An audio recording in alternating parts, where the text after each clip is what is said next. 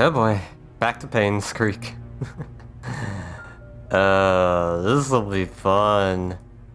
Oh boy. There is a lot. There is a lot to this. First of all, hi Psyche, how are you? You're here and ready, you need answers. Fair! I'm gonna hopefully get them. So hello Diz, how are you?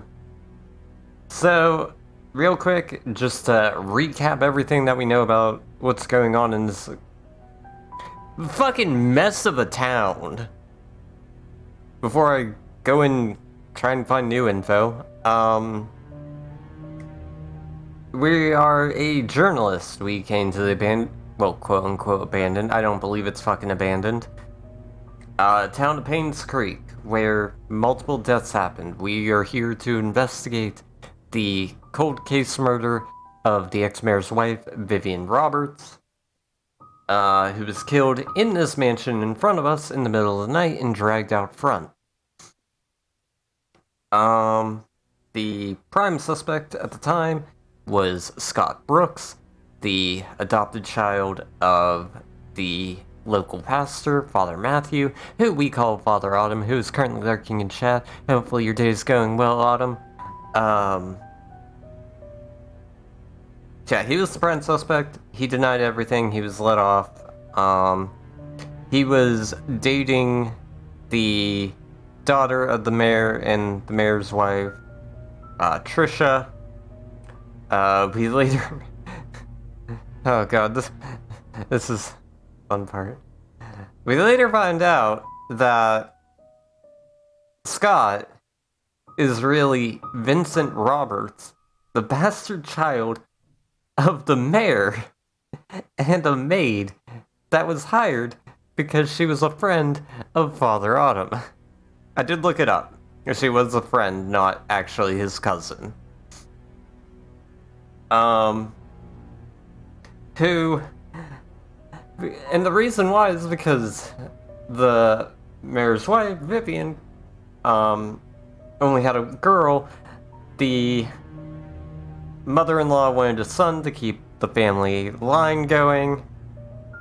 She became, unable to conceive, and that caused problems, so he had the affair, had that child. She was pissed, ended up conspiring with the gardener and the doctor to kill the maid, which set the gardener off on suicidal tendencies, which that's fucking terrible. Scott found out, started, trying to piece things together, tried to figure out who killed his mother. Bunch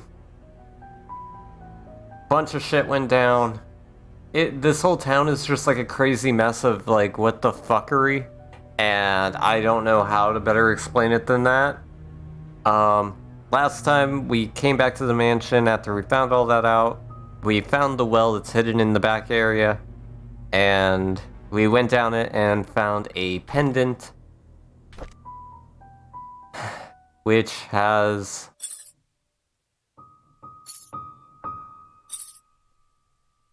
0526 on it, which, if I'm right, because I believe this is Sophia's, then we have to go back to the church. Anyways, back to catching up with chat after trying to explain all this mess. When did I get a diamond? Last night.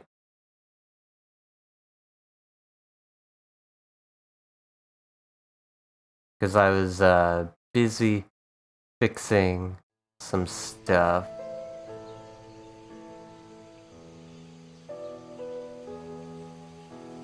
Okay.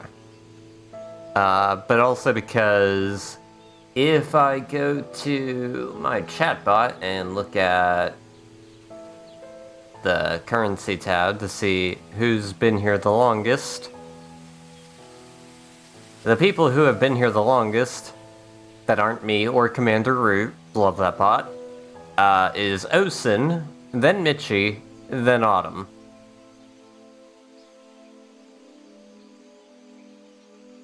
Also, Diz, we are glad that you are alive.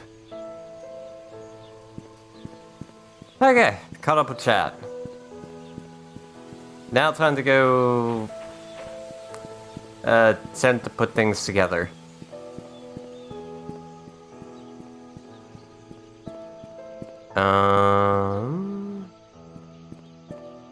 That's the way to hospital.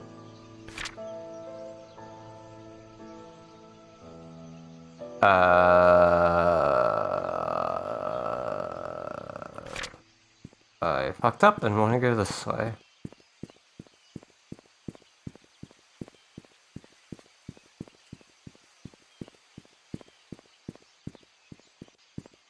You just woke up, well, good morning, Mitchie.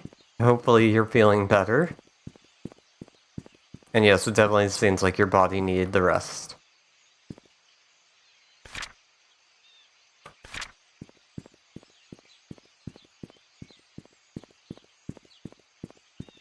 How are you doing, though?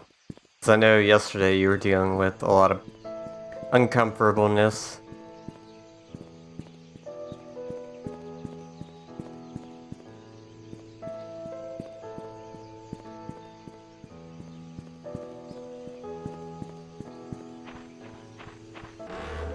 Oh right, I forgot to mention when I was doing the recap. Our current guess as to who the killer is the pastor. For the motives of, like, everything. Like, everything going wrong to his friend, who he was into.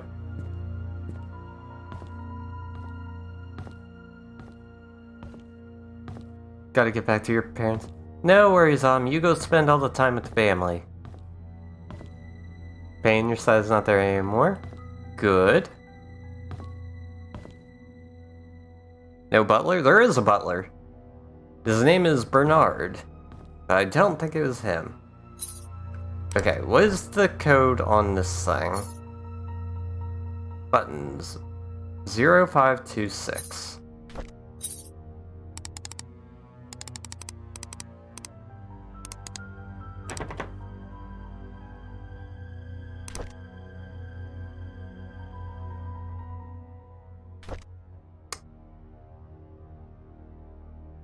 Okay, that sucks.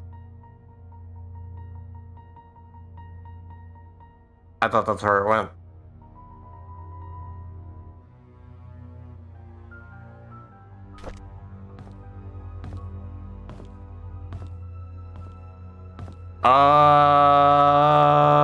Fuck. God damn it.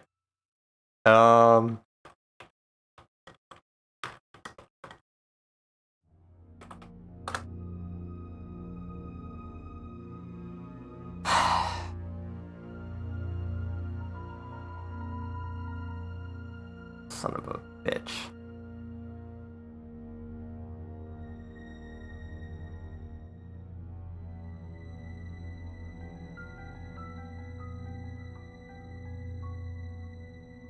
I don't know what I'm supposed to do with this thing.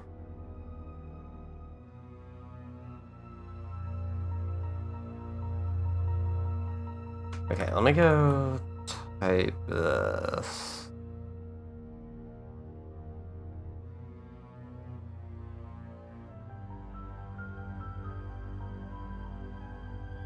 Wait, where the fuck is this?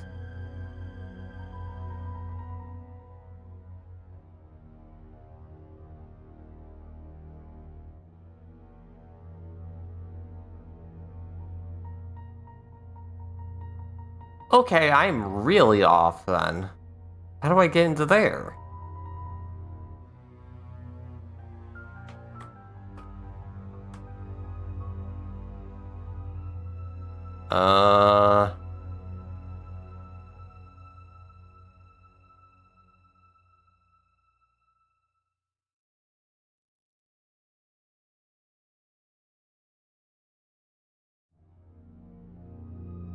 Okay.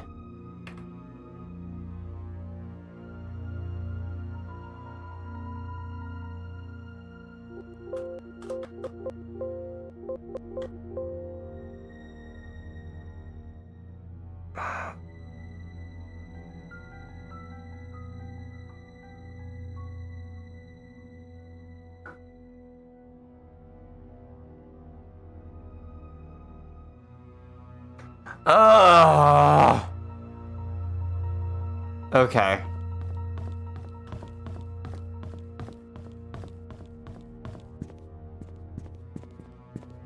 We're missing quite a bit.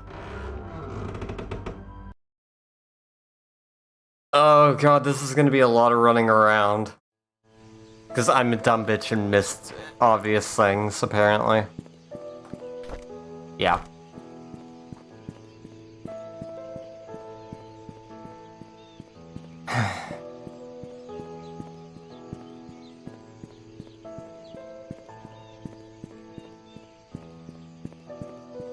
See, I love games like this and the Rusty Lake games that we played yesterday. But man, they have that innate ability of making me feel absolutely fucking stupid. Because I miss just things hidden in plain sight.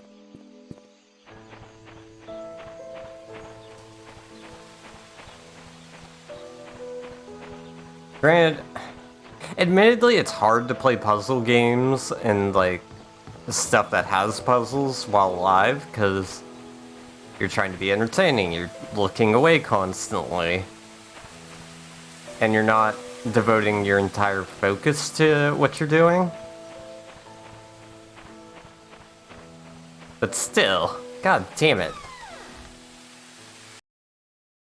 Okay, so apparently I missed a key down here. Or at least I'm really sure I have.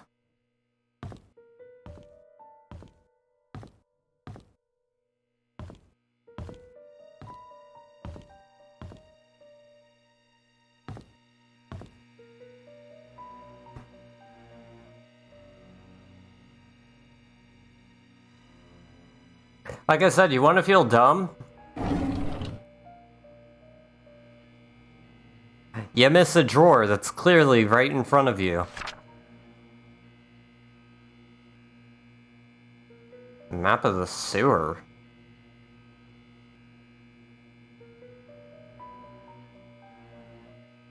Huh.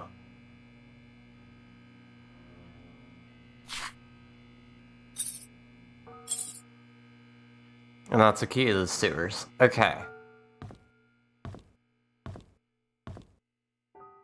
Okay.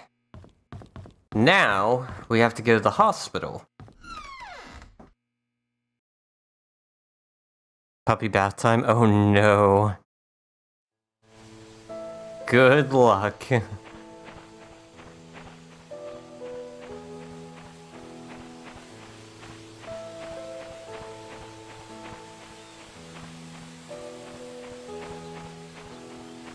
Also, I'll say it now that we know, Sophia's dead,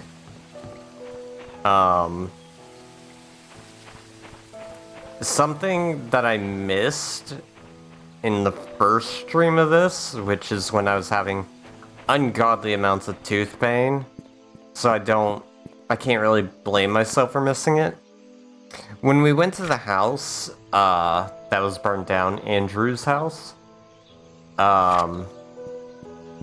apparently, once we walked out of there, we could have seen her ghost. Would they use the sewers to travel after the murder? Well, the cabin was inhabited by Scott. And I've already cleared Scott. Because there's no fucking way. There is no way in hell he's the murderer. Absolutely no chance in hell.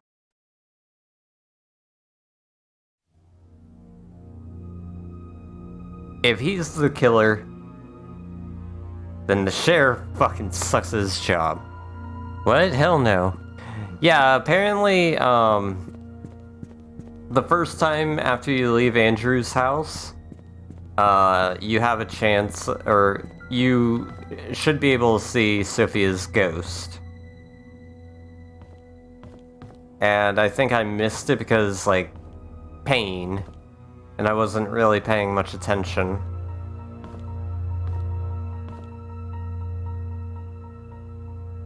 I heard the alert go off, but I don't see anything on my thing. How's my activity feed? What? Ah, there it is. Manage me, thank you for the follow.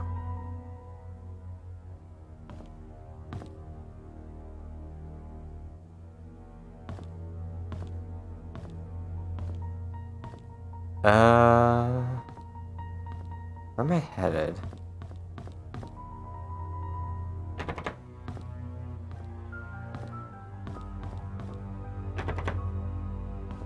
Okay, we need to get in there.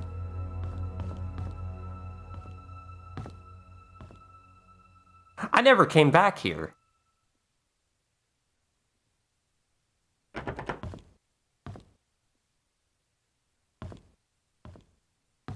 We never fully explored the hospital. Why am I bad at this? Henry Johnson, staff pass, non-expiring.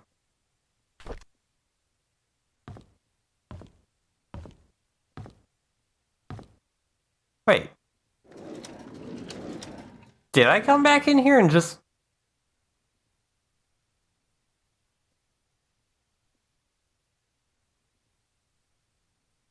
I'm gonna have to rewatch the Vods, because I don't remember coming back in here.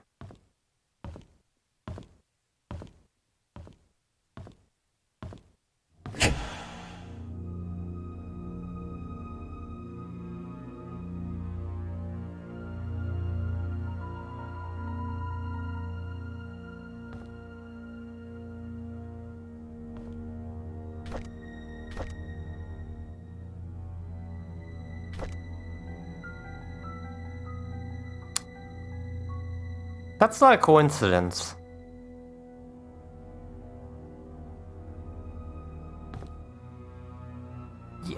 You remember how I mentioned how, I don't believe I'm alone in this town?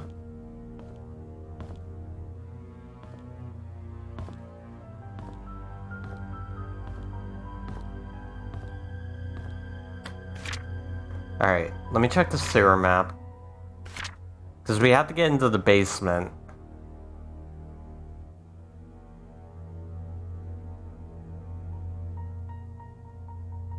I don't know what these lines mean.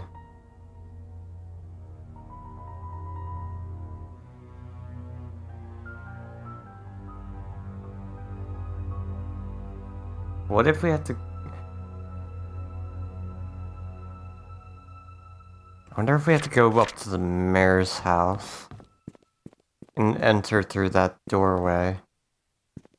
Because the basement is bolted shut, and that's where the power is. Let's go try that. Do you not like this place?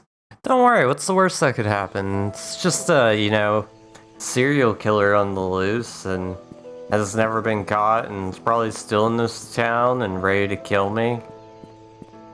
What the?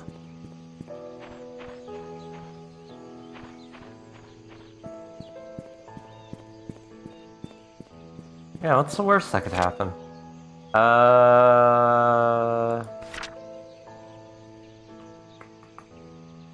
Okay. Just gonna take a road up.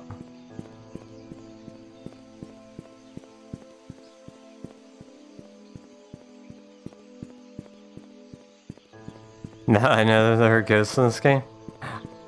I mean, I can't confirm. That's just what I heard.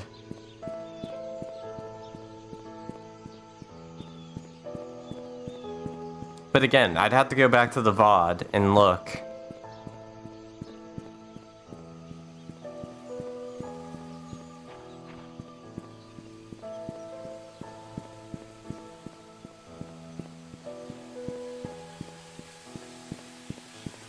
Apparently, the developers of this game, their next game, it's called Scene Investigators, where, one of the things that they said is that you're actually gonna have to use deductive reasoning to figure shit out for that one. Like, they're not gonna give you all the info. You missed the very beginning. Where are the people? So welcome to Painscreek. This town had a string of murders. Like, a lot of murders. And because of that, people started leaving. And now it's a ghost town. Okay, so we just entered through here. So we need to take a right. A right. Third right. 4 rights.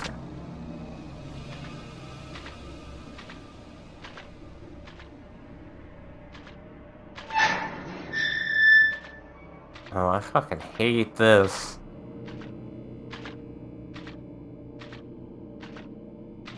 But yeah, everyone just ended up leaving the town.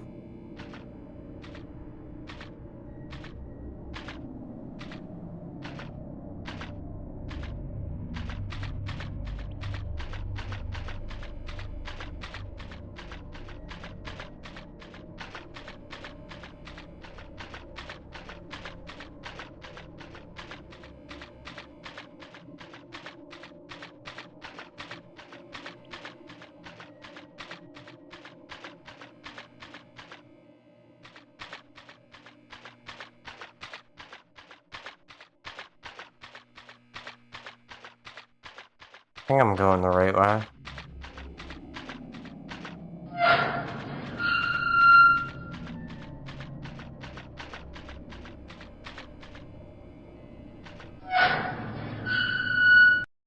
Hate this. And what's the worst that could happen? Okay. Back in the hospital. Man, this is awful.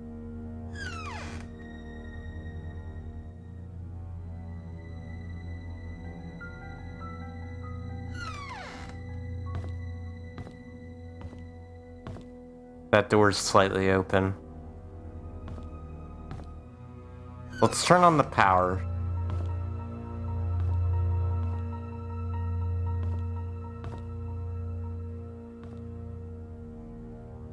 How do I... Ah. That was fucking loud.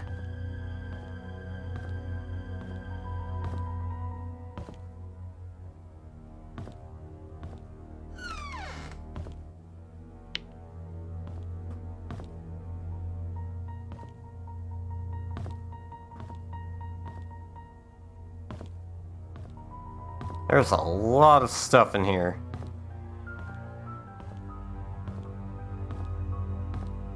Jesus. No, there ain't no Jesus here. Fucking... I'm on edge now. 'Cause clearly there was somebody here that turned the power off on me. Now the problem becomes, where are they now?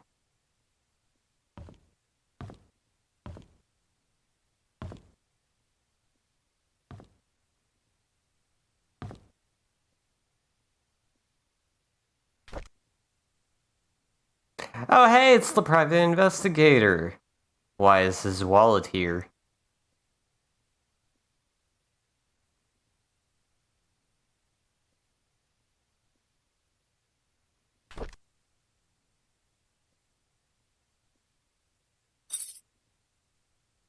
Key to his briefcase. That's got something to do with Bernard the butler.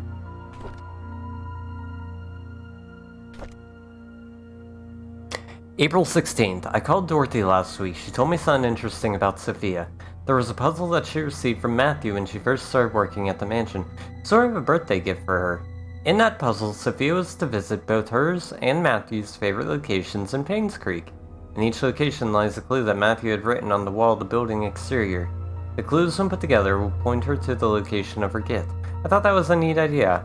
Sophia's favorite places: Anne's Courtyard Inn and Suites, the bridge over the stream by the gate entrance, and the post office.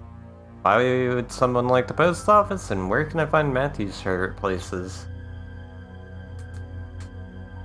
If we find a dead body, I swear to God. Okay. So, Anne's Courtyard.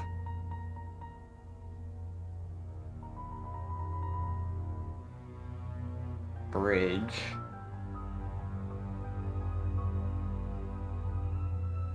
And the post office.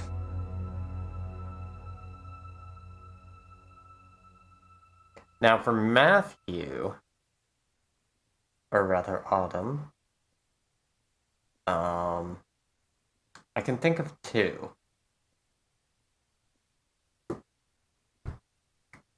I can think of the Moon Cafe, where he went with her a lot, and the church. I received an anonymous message this morning. It claimed that Scott wasn't Vivian's killer. Unfortunately, that's all I got. I've had my doubts whether Scott really killed Vivian. He sure had the motive, but upon reading all his diaries and looking through his investigation notes, I can't help but think that Scott didn't kill Vivian. On the contrary, he was trying to find out who killed Vivian as well as what really happened to Andrew Reed and Dr. Johnson. I still know if this anonymous person is a man or a woman, but they've helped solidify my thoughts on Scott. I'm glad I'm on the same track as this guy. I received another message yesterday. It told me to look into Bernard, the mansion's butler. I can't help but feel that this person is trying to tell me something, but not exactly what. The message said I will find something in the house. Today I received a key in the mail with the initials BH. Does it stand for Bernard's house? I searched everywhere and read all of Bernard's diaries. Something just doesn't add up. Maybe it's just a hunch or simply that I'm thinking too much. But would he have really killed Vivian? There's something else about his entries that just make me pause and wonder if he was indeed a murderer. I photographed all the pages. Did Father Autumn made that call? That's my guess. Trying to shift blame onto the butler. Can't look at any of this. What's in here? Nothing. Okay. That's our exit.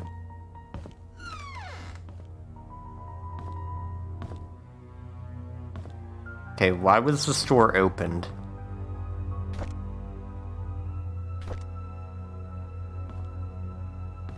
Hammer.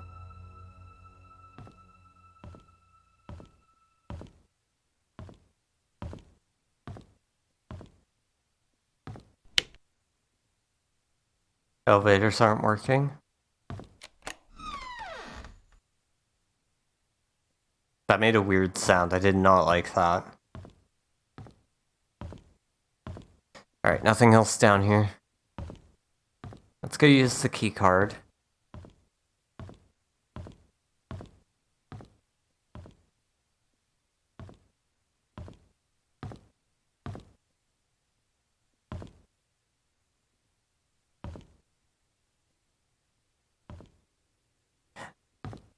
This is a lot more tense now. Now that I'm like 100% assured that I'm not alone.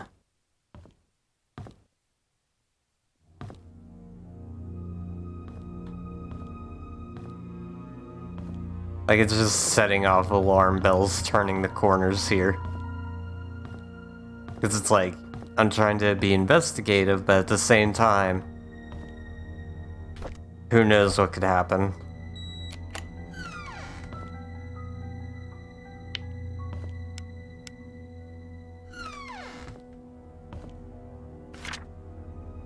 Vivian Roberts, Maple Drive, Painscreek, dear Dr. Johnson.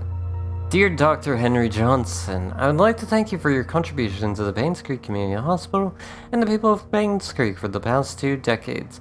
However, there have been reports regarding the mishandling of funds designated for PCH, most of which came from the Roberts Relief Fund. This support was meant to help with the purchases of medical equipment and supplies. Since a sum of nearly $160,000 has been estimated missing, we have no other choice except to open an investigation. Until you are able to explain the discrepancies between your accounting and ours, we have no choice but to suspend all funding for the hospital for the time being. I will be meeting you and your accountant to solve these issues so we may continue to support the hospital's needs. Sincerely, Vivian Roberts.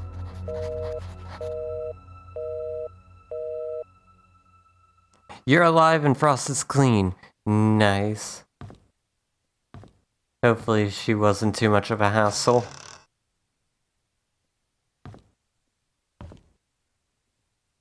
Influential citizen.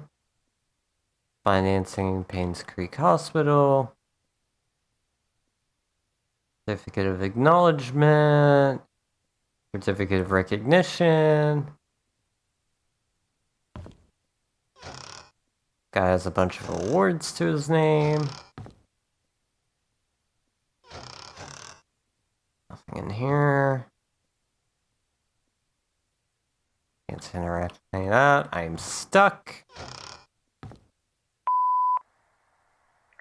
Henry, I just received a letter from the NMB investigation firm regarding the use of the RRF funds. I need you to call me. Henry, we really need to talk. Please call back. What's going on, Henry? Why aren't you returning my calls? This is really important. So that was probably after he died.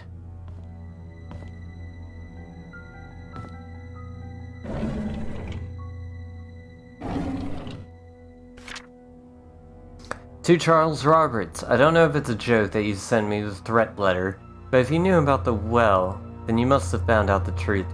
Just so you know, your wife was the one behind all of it. If you have any grudge, it's with her, not me. I was just a witness in Sophia's death, nothing more. Henry Johnson, June 30th, 1995. Fax it tomorrow. Oh. She was a good girl, only struggled once. Nice. Oh no, Henry. What did I miss, by the way? Should I curl or straighten your hair? Either or. Why take so much money? Was someone blackmailing him? Fucking maybe? Also, Michi, what you missed? We picked up a key card. All the lights went out. So somebody is here with us. We went into the sewer, went into the basement, turned the lights on.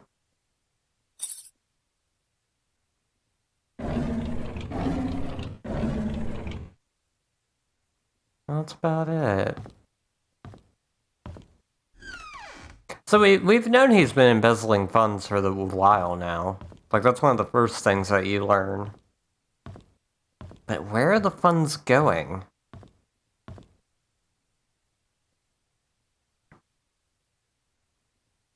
That's because normally don't like water, so I'm convinced Ross is broken. No. No such thing. Alright. So, if I remember correctly, this is Trisha's room.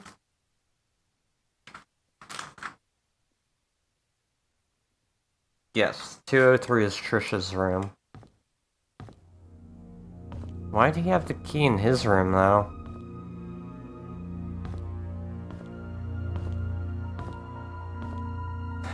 Other question, why was she hospitalized?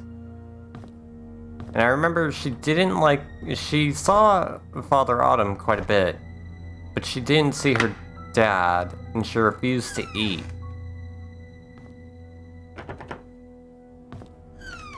Shutting all the fucking doors behind me. Lots of storybooks. Anything that we can tell? Jungle Book. Not letting me focus. Stuff about William Shakespeare. I can't read that one. Learn the native. Huh. Interesting. Seem to like a lot of plays. Why are these all open? I wasn't here. Why are there VHS tapes? Happily Ever After?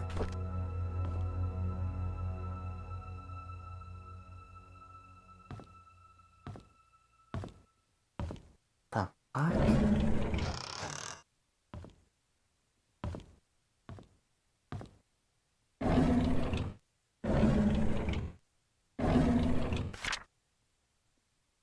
Scott Brooks' body found by jogger with multiple stab wounds to the heart. What? So he was murdered too?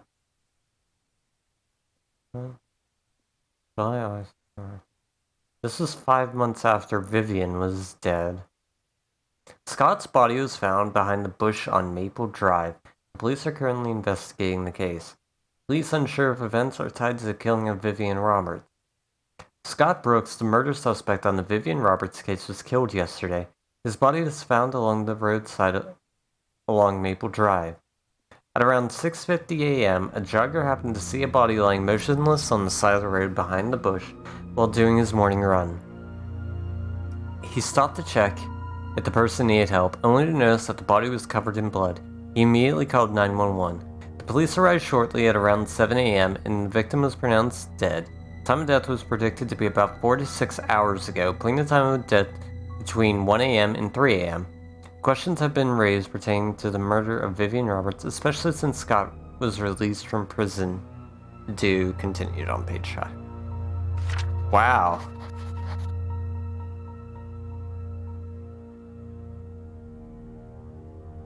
Someone's been looking through? Yeah. Poor Scott. Fucking right? Why is Dorothy's diary here? Yesterday, on hearing that Scott was apprehended for the murder of her mother, Tricia collapsed. The hospital called this morning to inform us that it was just a nervous breakdown. However, they suggested that she should stay there for another few days. Charles is asking me to stay by her side. It rained today. Tricia has always hated the rain. She stayed in bed, tucked under the blanket, nearly the entire day. Here and there she mutters Scott's name out loud. She's cried herself to sleep a few times. It pains me to see her like this. Charles visits I can speak, it's Friday.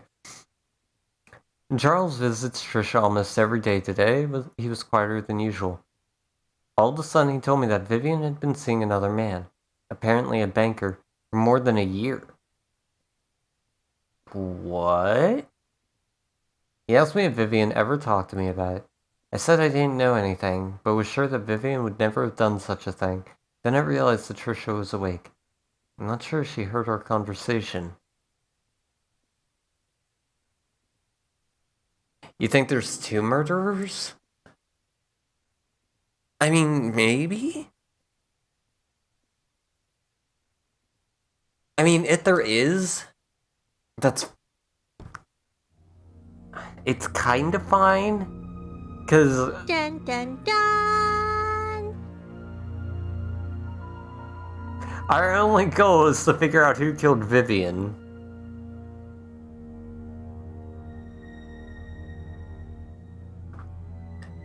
Sheriff Howard came today. He asked me if I remember seeing anything suspicious the night Vivian died. I've already told him everything I know. It's frustrating to be asked over and over about things I just want to forget. Before he left, I asked if Scott could really be the killer. He said he's wondering the same thing. If Scott was not the killer, then who killed Vivian? Derek came by to see Tricia. I asked him how he was doing. He said that the medical expenses for Wanda were more than he expected. Even with Charles's help, he's been forced to use up most of his savings. He's currently searching for a second job. He asked me if there was a future for him. Traveling with Charles made him see some of the rather ugly sides of the world. His mother is hospitalized with terminal cancer, and seeing his best friend Tricia like this pains him. I didn't know what to tell him. Before he left, he leaned closer and whispered, "Would it have been better if Scott just never showed up?" Would you have chosen me? I wish I had never heard that. Fucking ow! Ow!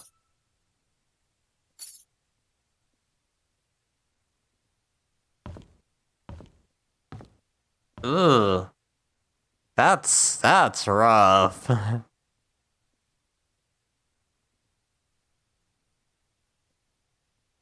Think someone murdered Vivian for her past crimes, but someone murdered Scott because they believed he killed Vivian.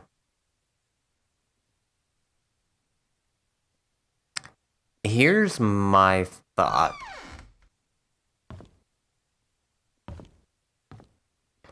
I'm still sticking to it that the pastor killed Vivian because of what she did to Sophia. It lines up. Andrew's dead. Dr. Johnson died. Vivian died.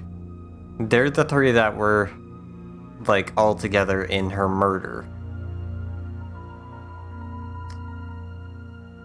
I then believe that the pastor killed Scott, his adopted son, because he was getting close to finding the truth. And I believe he killed the private investigator for the same reason.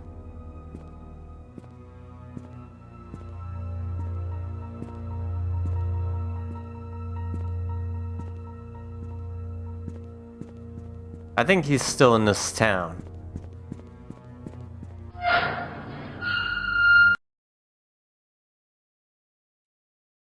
Okay.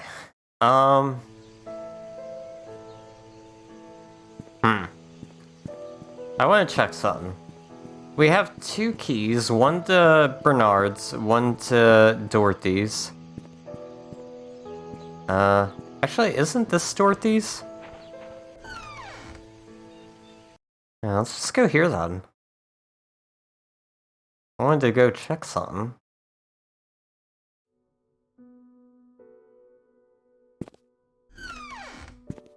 Just a bathroom. There was a door up here that we couldn't unlock.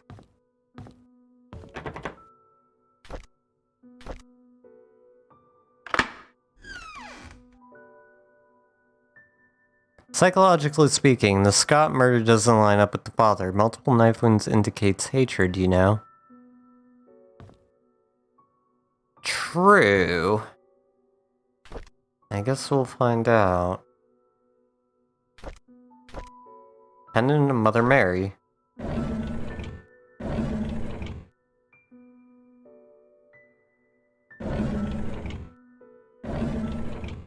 I thought there were 2 things I could read there. Daughter of ex-mayor found dead at Painscreek Community Hospital. The hospital is now checking to see why the roof door was not locked. Investigation is still pending. Oh. I found out where the chalk outline came from.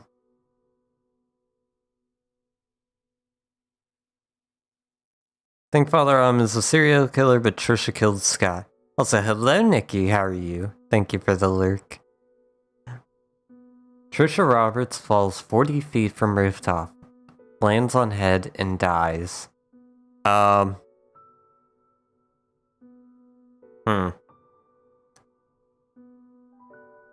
this was December, so after Scott died. Yesterday morning, the body of Trisha Roberts was found on the grounds of Painscreek Community Hospital. She was pronounced dead at 7:20 a.m. According to Miss Thompson, she was starting her morning shift when she heard some sound near the reception area. She went out to find Trisha lying motionless. Blood was flowing out from her head. She quickly called for Dr. Bennett, the attending physician for the day's morning shift, who brought Trisha to the emergency room at once. Unfortunately, it was too late. The hospital CCTV shows that Trisha Roberts was walking around the hospital at around 6:30 a.m. She headed to the roof at 6:54 a.m. A few minutes later, her body was found on the ground 3 floors below. Charles Roberts, ex-mayor, and father of the deceased.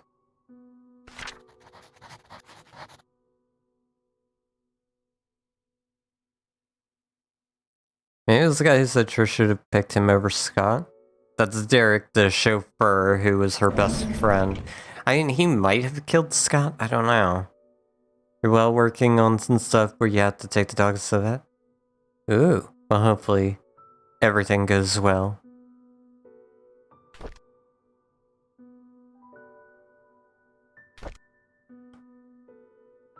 October 27th. Scott was released from prison this morning.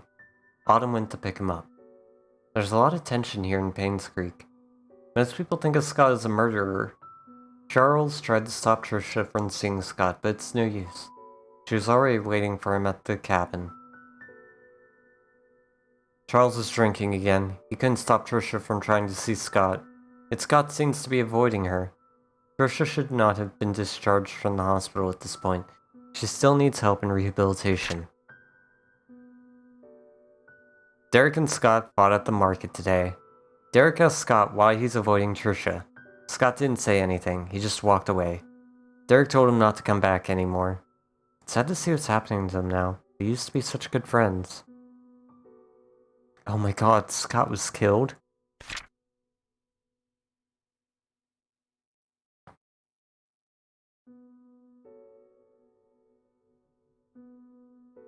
Yeah, I've been reading all that nonsense. It's insane. Trisha's been going crazy ever since Scott died. She sometimes screams in the middle of the night. Here and there, she'll ask us why Scott hasn't visited her for a while. No one seems to know how to answer without getting or agitating her condition. Trisha is finally being admitted to the hospital for another mental breakdown. Charles doesn't know what to do. I've asked for his permission to take care of Trisha at the hospital until she recovers. I think Charles appreciates my help.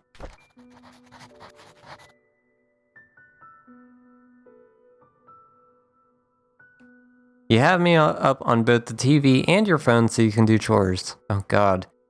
There's multiple of me? That's a mistake. They all have an upper respiratory infection? Oh no.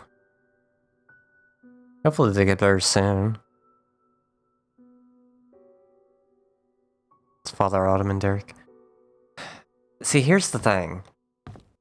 I don't think it's Derek, though. I think Derek's a scapegoat.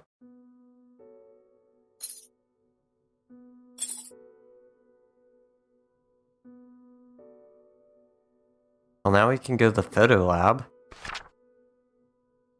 January 18th, 1996. Dear Dorothy, I want to express my heartfelt gratitude for all you've done for me. You've taken care of my store on so many occasions.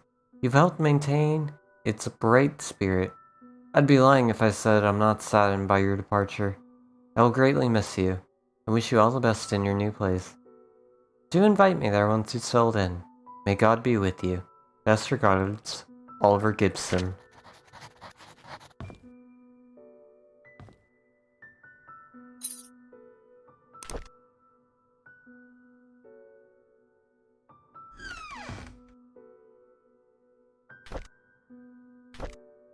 What's the number on this thing?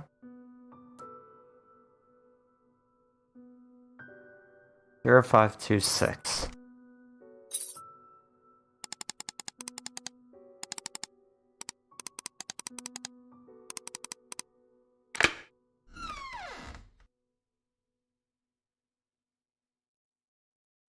Sewing stuff?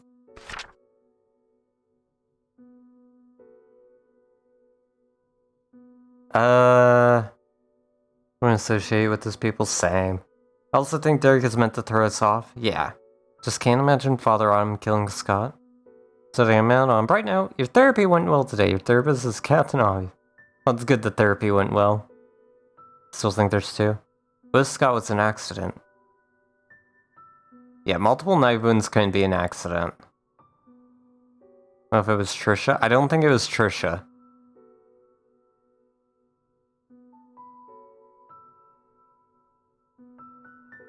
Especially considering she killed herself after he died.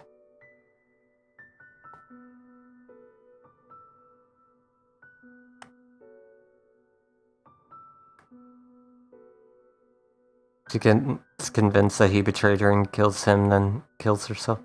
I don't think so. I don't know the motive behind killing Scott. The only thing I can assume, based on what we know, is that he was getting too close to the truth.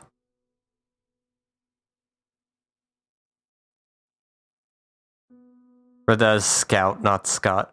Are we just naming everyone in this game after people? Father Autumn with his adopted son, Scout.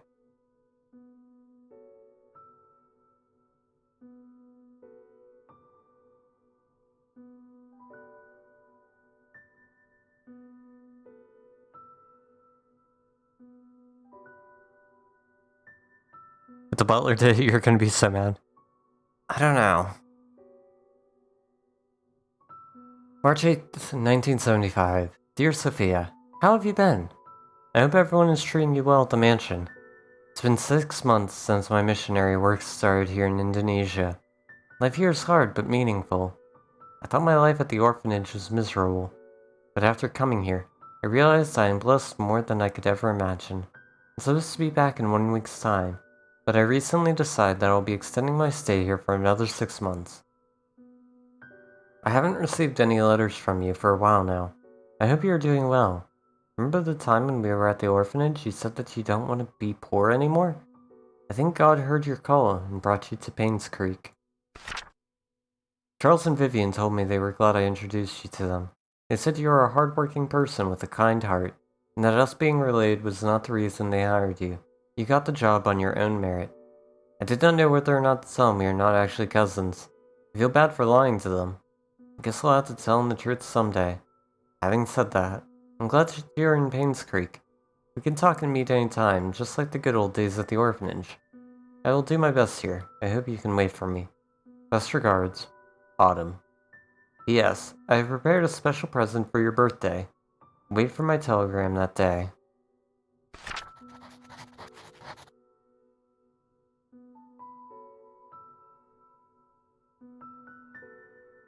It was Nikki she did. She killed everyone. Where's the dun dun dun?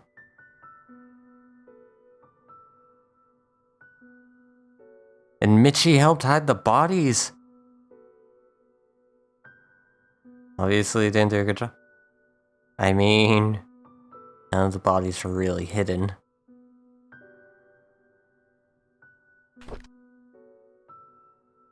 Sophia Miller.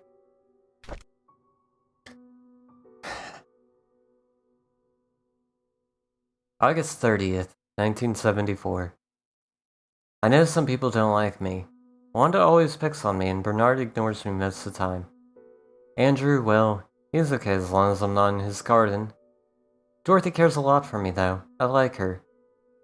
Tom, our security guard, treats me with respect even though I'm just a housemaid. Vivian and Charles are kind to me. Oh, and Matthew too. I almost forgot about him. He's been taking care of me forever. Certainly as long as I can remember. I'm a lucky girl. I know it's like an emotionally and physically traumatizing childhood. It's bound to happen eventually, right? I mean... if that were the case, we'd all be murderers. I mean... who's to say we aren't already?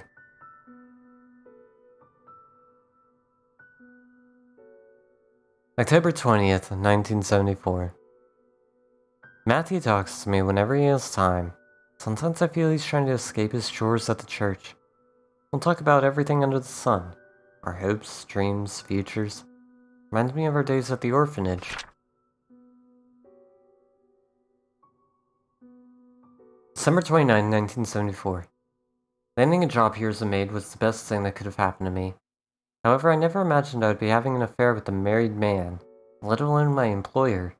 Now I'm carrying his child. How do I face Matthew? March 15, 1975. I received a letter from Matthew today saying that he'll be extending his stay in Indonesia for 6 more months. It's always been him. He's always had a noble heart, wanting to help people everywhere. I miss him, but I'm glad he's decided to extend his stay there. It gives me time to prepare how I'll explain my situation to him. I don't know how he'll take it if he if he just hears the truth blurred out once he gets back.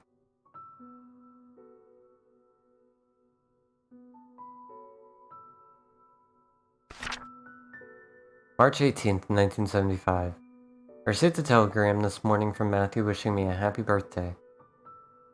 I'm gonna write that down. So her birthday is...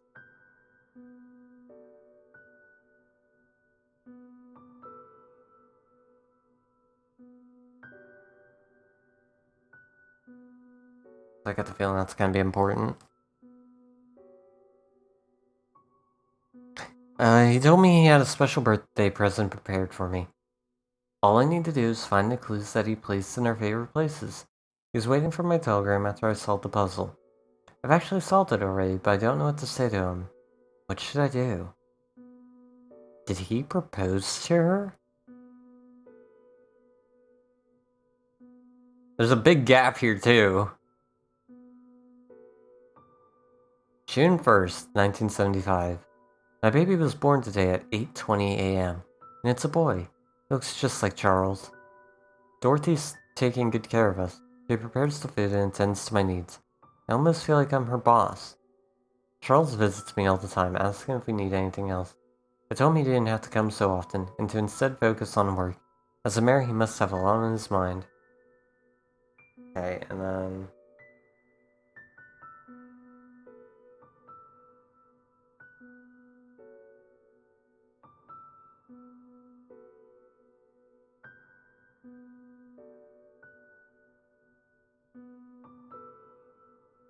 Watch it have been him asking her out. I mean, fucking probably. June 16th. Charles told me today that his mother, Magdalene, will be arriving in 2 weeks. She knows about our relationship. I feel nervous because she's a strict woman. At the same time, I'm happy because she told Charles to take responsibility for me and my son. Soon, I won't have to be a maid anymore. Charles has decided to name our child Vincent Roberts. I like that name. Going to leave you up on PC while I take the dogs to the vet. Alright, Nikki. Hopefully the vet trip goes well. Thanks for stopping by.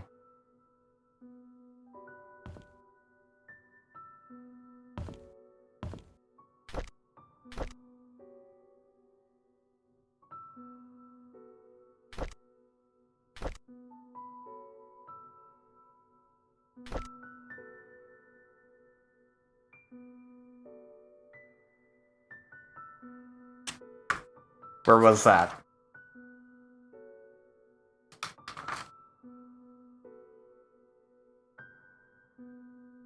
What house had the fucking broken shelf?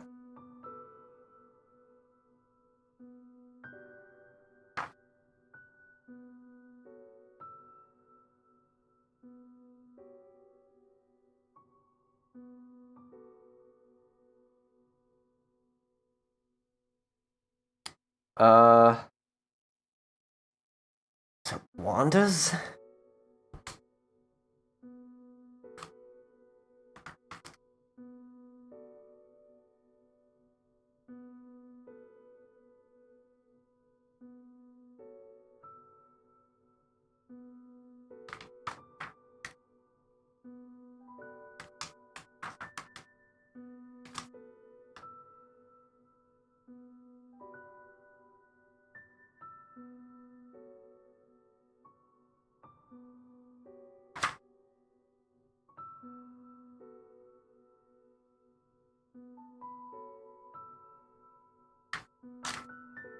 Yeah, I think it was Wanda's house. That's what I have written down. Okay, so we have Wanda's house that we have to go and fix that cabinet. We have a thing at Bernard's. We have the photo lab. And we have the briefcase.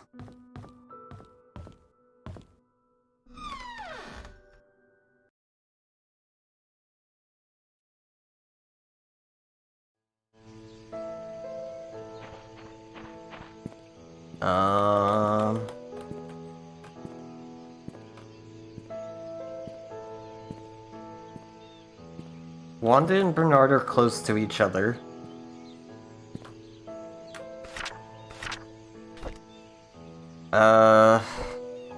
Where's the photo lab? Photo lab's on Silver Lake, which is also in that same area. And we are down here on Black Pine.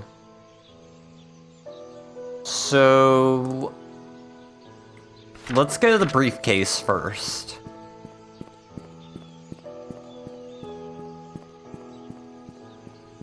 Also,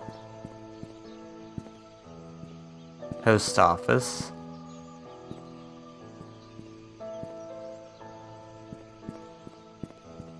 We're looking for any kind of writing.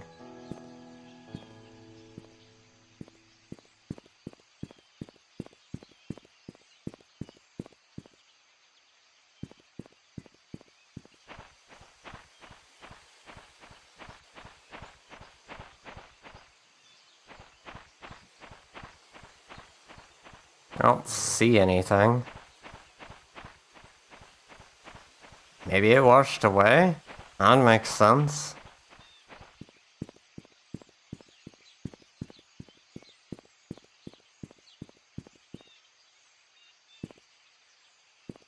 I never said that was on the outside either. And considering this is here, makes me wonder if we're gonna end up going in there at some point. So this would be another one.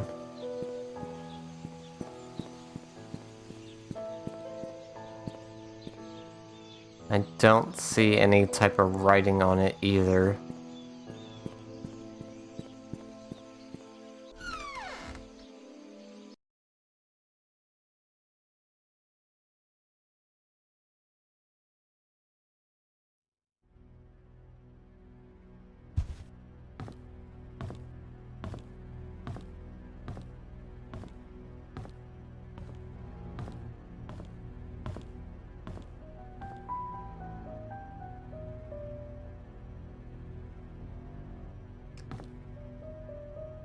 Part of me is now trying to remember if that was always like that.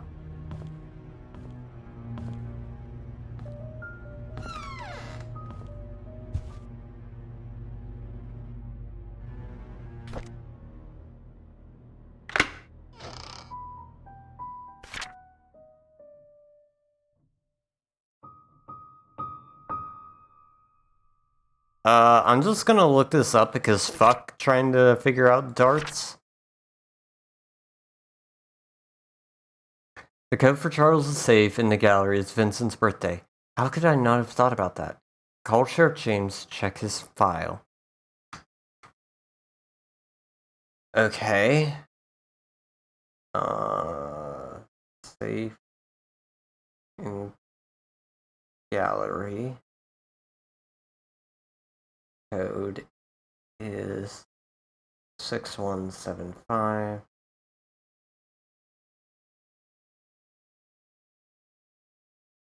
Uh...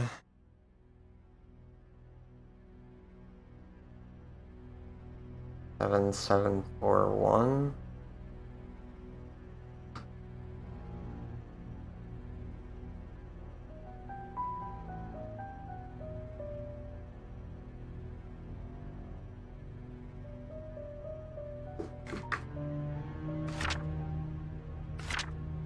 Autopsy report. Andrew Reed. 3rd-degree burns, pneumothorax. 44-year-old white male with burns found at home, pronounced dead at the scene. 3rd-degree burns found across body, completely charred over the head, face, neck, and hands. Heavily charged across the front and back of the body, legs, and feet. Closer inspection reveals punctured lungs with an object similar to a switchblade or small knife. Pneumothorax is a possible cause of death, but body is too burnt to confirm. So he was stabbed as well. Everybody so far has been stabbed. So here's what I'm thinking. I think it was the pastor with the switchblade. Henry Johnson, this is the doctor. 61-year-old white male pulled out of car submerged in lake. Victim's lungs do not contain water, which shows that he did not die by drowning. Due to the prolonged submerging of the body in water, the estimated time of death might not be accurate. Estimated time of death is between 12 to 16 days. Top right side of the skull, leaning towards the front and above the right eye, has a wide crack, usually caused by a sharp object with a strong force. Front torso, face, and back portion of forearms suffer numerous lacerations. Victim most likely succumbed to blood loss before being placed in water. Vivian Roberts.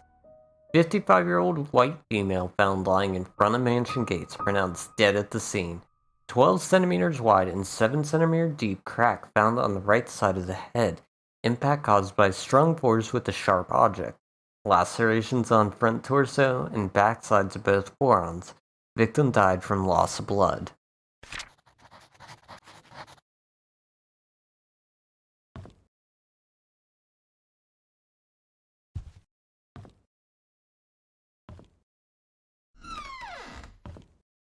Dun dun dun!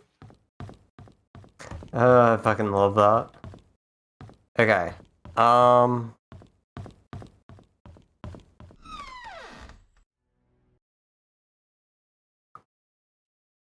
God, we have so many places to go, so many things to see.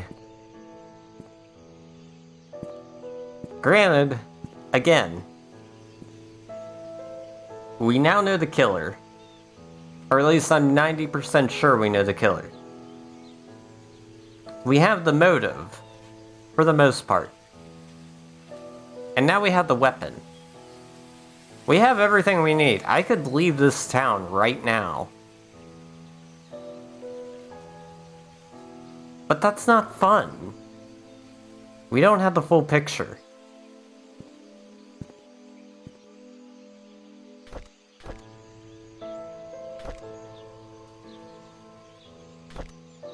Okay, so we need to go to Bernard's and Wanda's. Bernard is 31. Wanda is 43. And then the photo lab is also up this way. And they're both on Silver Lake. Should be back here. So here's my plan, chat. I'm not leaving this town until we got every bit of information.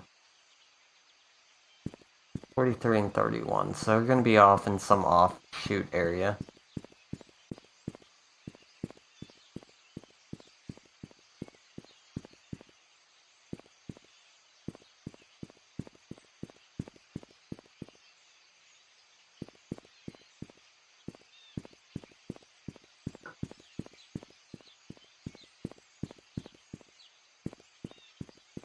Yeah, I don't want to leave this town until we have the whole story figured out.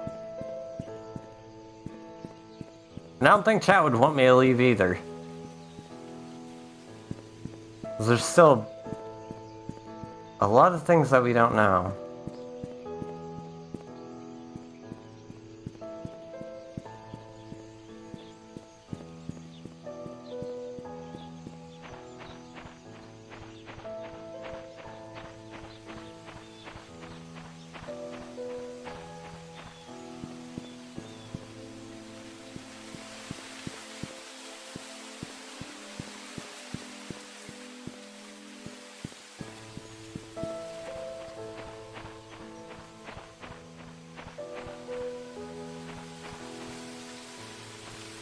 Alright, whose house is this? This is Wanda's. So this is where the broken cabinet should be.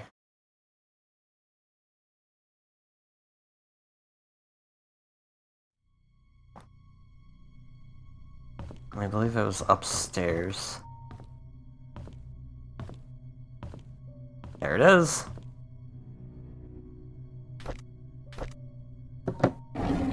Alright, what is this? City of New Jersey, Department of Child Psychiatric Division. Hello.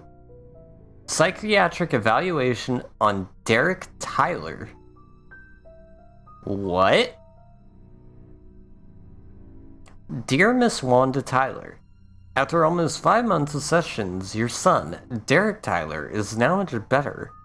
We are still unable to get him to talk much, but he has chosen to express his thoughts and feelings through written text, which is a breakthrough for him. During his last session, however, he wrote the following. Dad was standing in the middle of the road. He was waving to me. Mom was crying and her tears dripped onto my face. I woke up. Kitty was purring and licking my face. I think she wanted to go out. Mom doesn't like me to make noise when it's late at night. Says it'll wake everyone up. So I was very quiet when I opened the back door. Kitty flew away. There were noises behind the wall fence. There's a door that's always locked, but there's a light behind the keyhole. I walked to the door and looked through the keyhole. There were 4 people. 2 of them were fighting. A baby was crying. Then one of them fell down and hit her head. She stopped moving. Her eyes were open.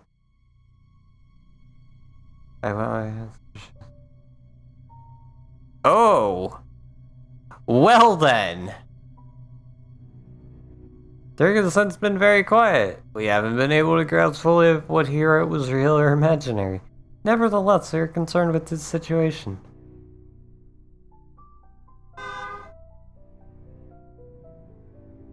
He saw them kill Sophia. Dun dun dun!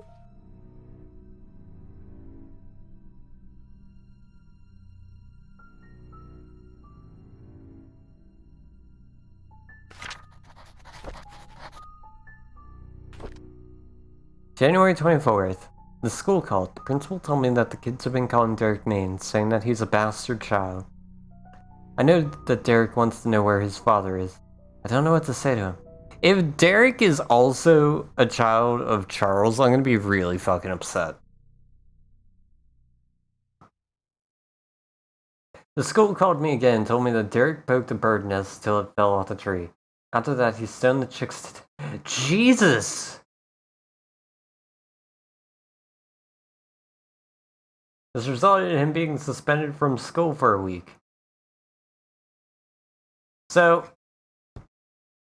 Psyche can probably attest to this. So, when I was in high school, I took a psychology class. And one of our things that we learned about was serial killers, which is actually a really interesting thing to study about. And one of the things that I remember that they mentioned that people would look for was 3 things. Setting things on fire, cruelty to animals, and bedwetting.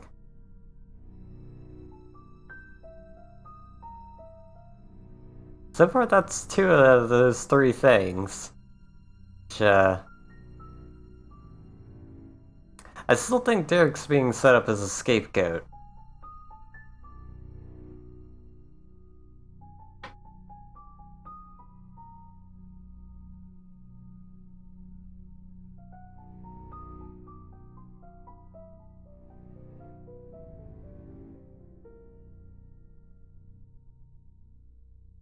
Only thing missing is head trauma. Principal asked if Derek had suffered any kind of trauma that would cause him to act like this. Could not tell him that Derek witnessed Sophia being killed. He was only 5 when that happened. Derek stopped going to school. He told me school isn't for him. Should not have asked him to keep quiet about Sophia's death. He must have been bottling up his emotions all these years. Maybe it's time I start homeschooling him. Wow, it sounds like he has awful mental health. You know what would help with that? Something like a charity known as Movember, that's promoting men's physical and mental health, so that you don't bottle up those emotions. And on the 13th and 14th, myself as well as many other psychopaths will be doing a raid train charity event for Movember. That was an awful segue and I feel bad about doing it, but damn it. Haven't been doing them lately.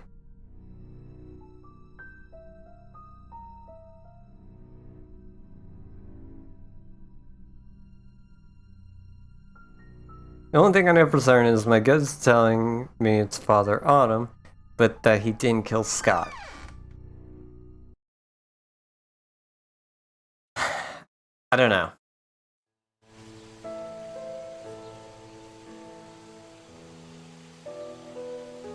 I really don't want them to have Derek kill Scott.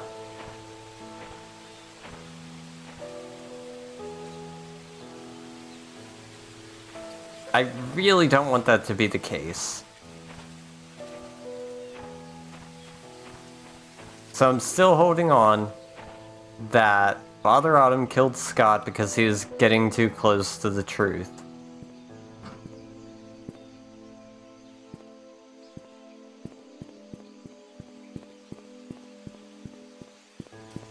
That's a nice looking area. I've been up here.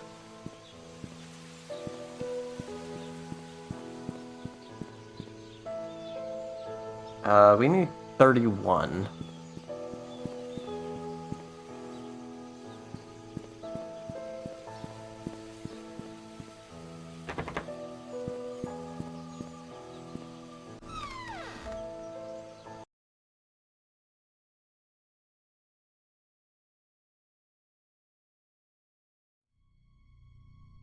Okay. I think all the locked shit was upstairs. Here's the sink that we got stuck in.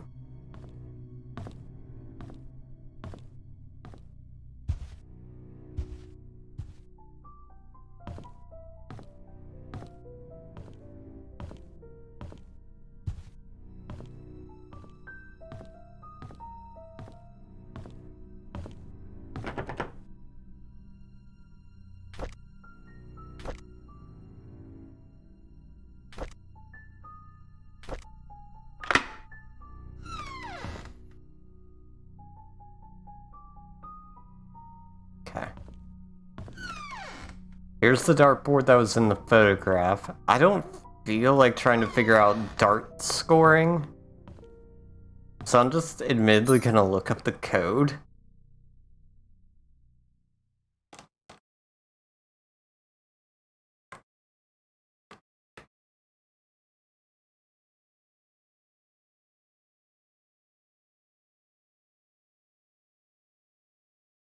Okay.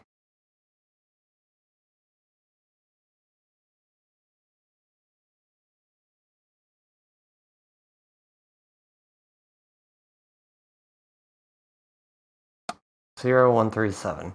Cause fuck trying to figure out darts.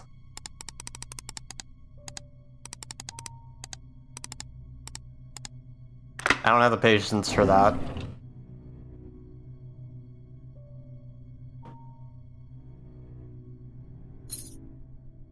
A desk key? Okay.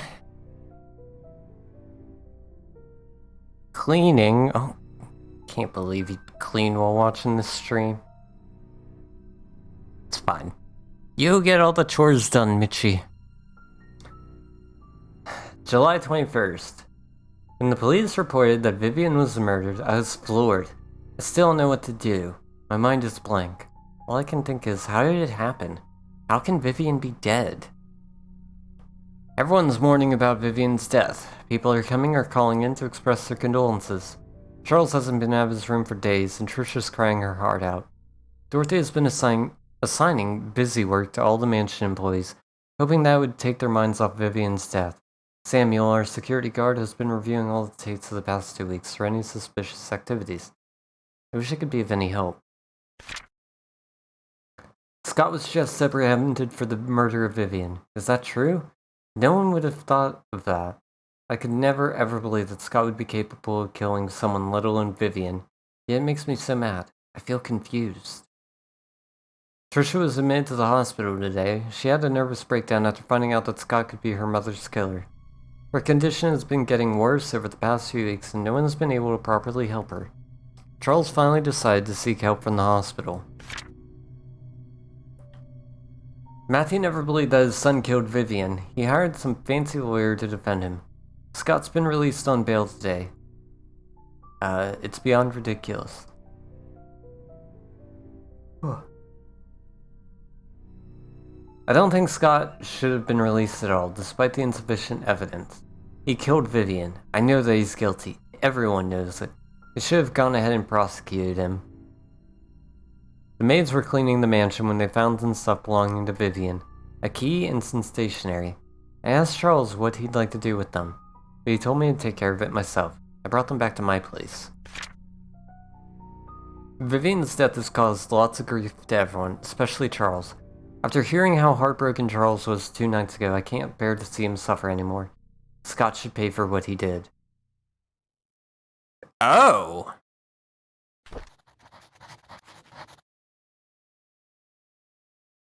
Did the butler kill Scott?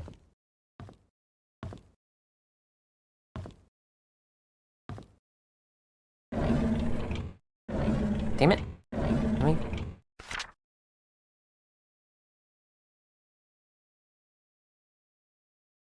Dun dun dun! I freaking called it. Here's something weird though. Because we know Bernard had a thing for Vivian. So why is this like this?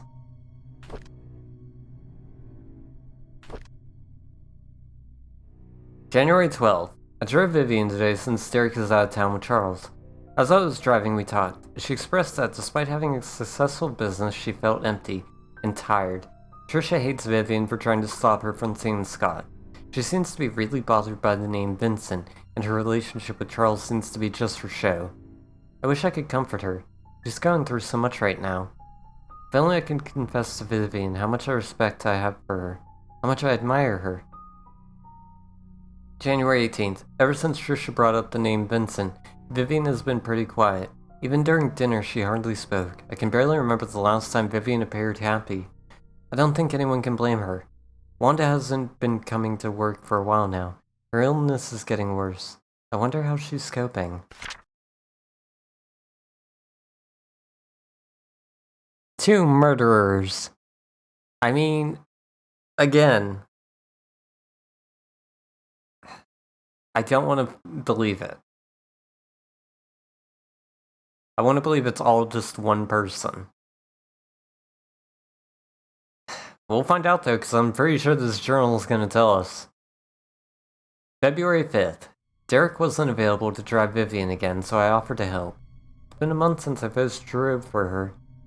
She's been opening up more to me, telling me about the struggles she's faced with, her rocky relationship with Charles, how she really dislikes Scott.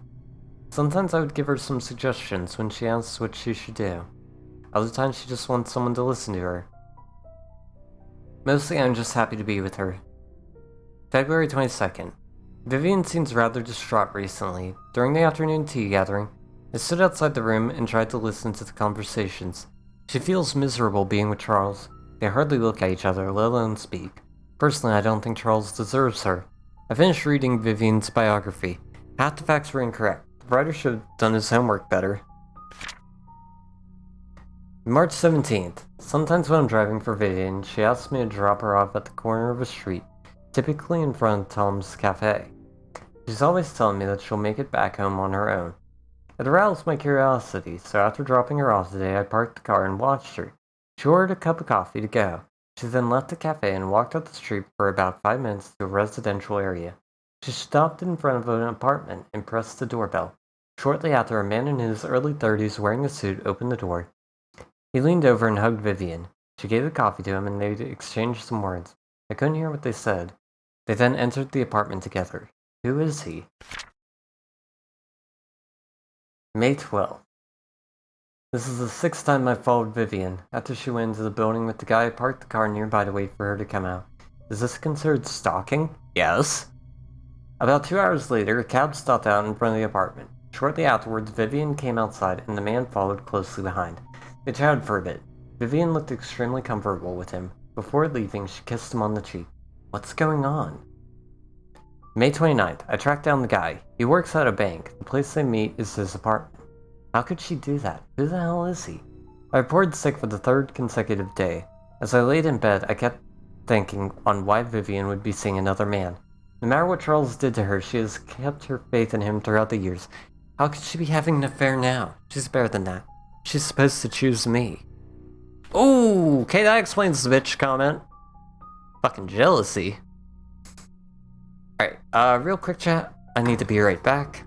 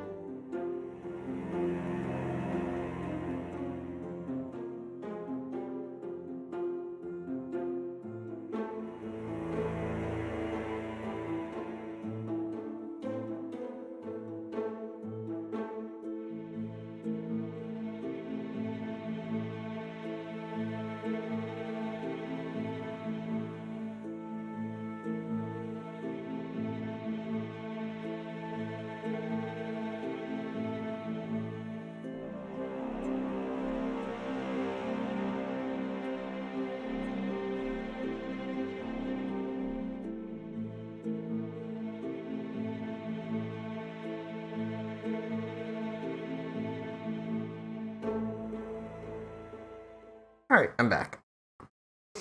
Had to run to the restroom and I was getting really hot, so I turned on my fan.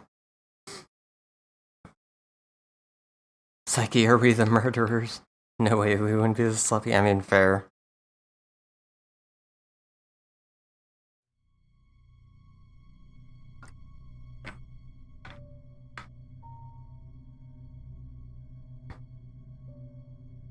Alright, so Bernard is a jealous asshole. Got it.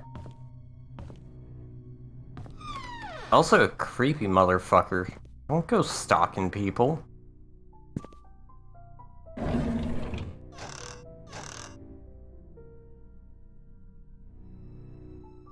Back to Swiffering. Yeah, you do all that Swiffering. There's nothing in here. Thank you.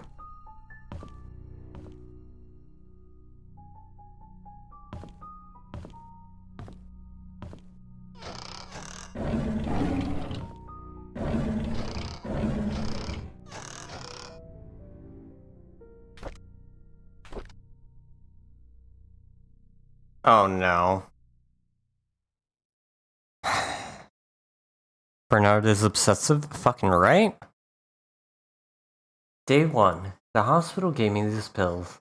They were supposed to help fight depression. Day 2. I feel a slight dizziness. It might be the food that I ate this morning. Day 3. The dizziness comes and goes. I'm still able to work, not a big problem. Day 5. It's my day off today. I didn't take the medication. By the evening, I started thinking about Vivian. Day 8. I had to drive Vivian again, so I took double the dosage. I had a migraine for the rest of the day. At least I didn't have to think about her. Day 11. Couldn't Vivian stop seeing that guy? Why can't I stop thinking about it? Day 12. Now I know that my dizziness comes from those pills. Day 20. The pills. They don't seem to work anymore. Doesn't matter if I take them or not. I can't stop imagining what Vivian and that guy are doing whenever they meet. Day 32. I stopped taking the medication.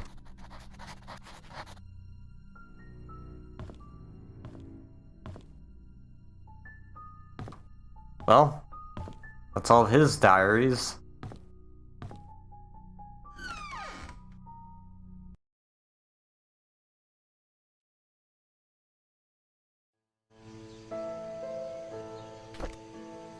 Alright. So we've got the photo lab. And a desk key that should go to the mansion.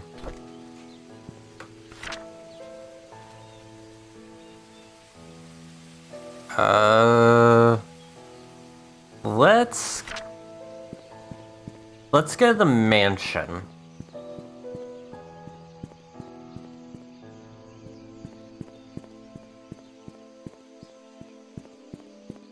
If Renard thought Scott killed her. I mean...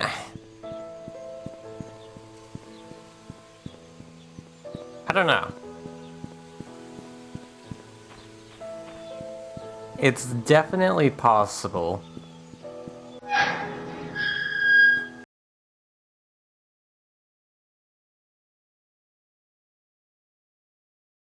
Think it's him and Autumn? I mean, maybe? I don't know.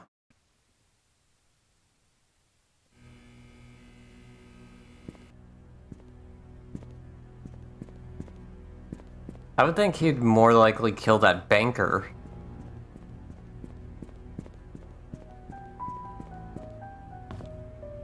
Alright, so there's two things that we can do here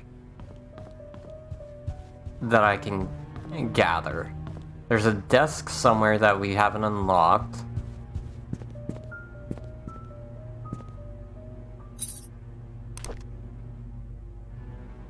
Not this one.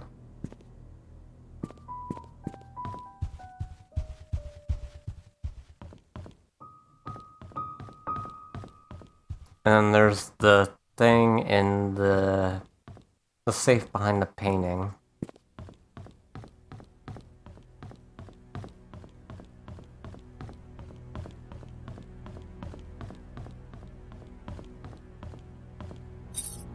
Alright, now this one is 6175. Or wait.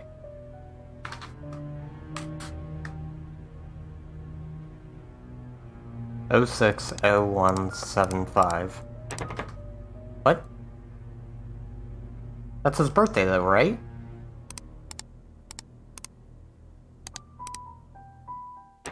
Unless it's...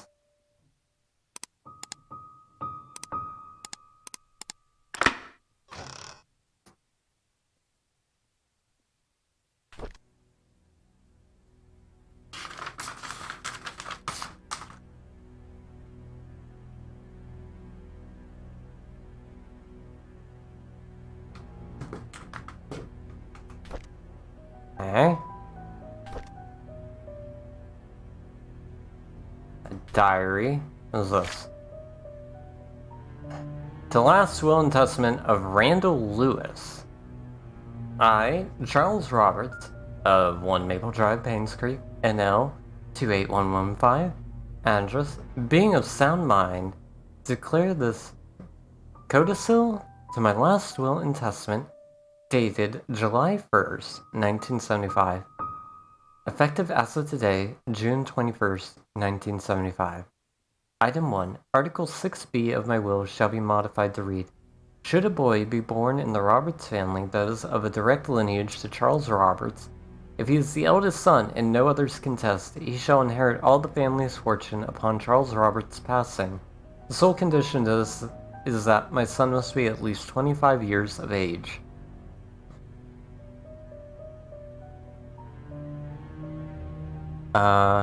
Item 2. Article 6A of my will shall be stricken in its entirety.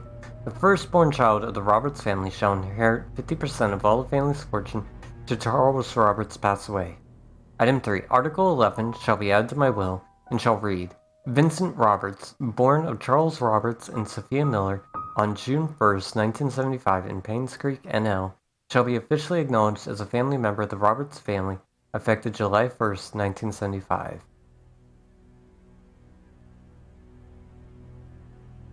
So that just means that if he dies, then Scott would have gotten everything. Poor Trisha, fucking right? July 31st, 1995. I cannot believe that Scott killed my wife. It's being spewed all over the media. How? Why? He loves Trisha and I treat him like my own son. It doesn't make any sense. August 13th. I visited Scott today. I asked him why he would kill Vivian. He did not answer, but simply looked down on the floor. I wanted an answer so desperately that I nearly browed his neck. Does he even feel any guilt or remorse for what he's done? How can you not say anything? October 22nd. I visited Scott again today, knowing that he will be released soon. There just wasn't enough evidence to pin him. He looked thinner than before, but I didn't care. I wanted to know why he killed Vivian. When I asked, he stared at me. I was so angry that I yelled at him. I was about to leave when out of nowhere he said, "I pity the ignorant." What the hell does that mean? November 2nd. I got drunk last night at the inn. Scott is now a free man. I think I babbled about how much I despise Scott, and what I would do to have someone get rid of him. Did I really say that? How did I get home anyways? Oh right, Bernard was with me. He drove me home.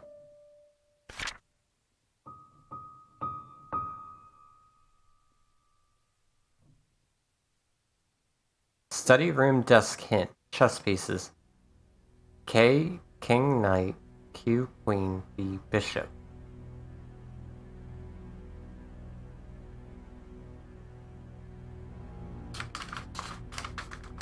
Well, I have all those pieces.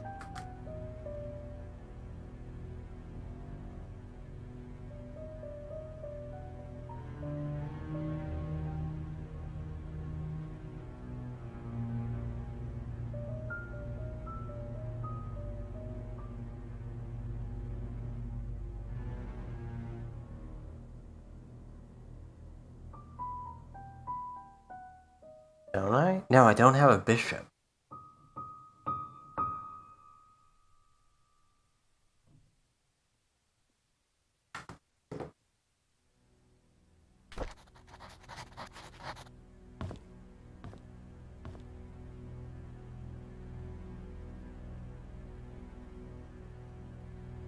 Okay, let's go upstairs. Trying to find a desk.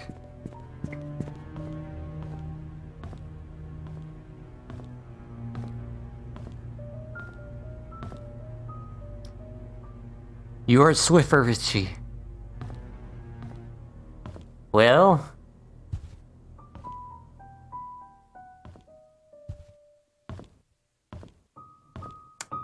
I don't know how to reply to that.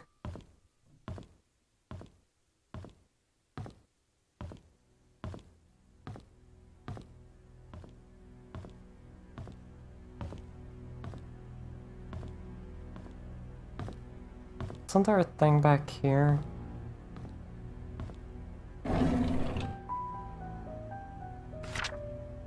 Must have forgot to check inventory. Apparently we are missing a case of Da Vinci's.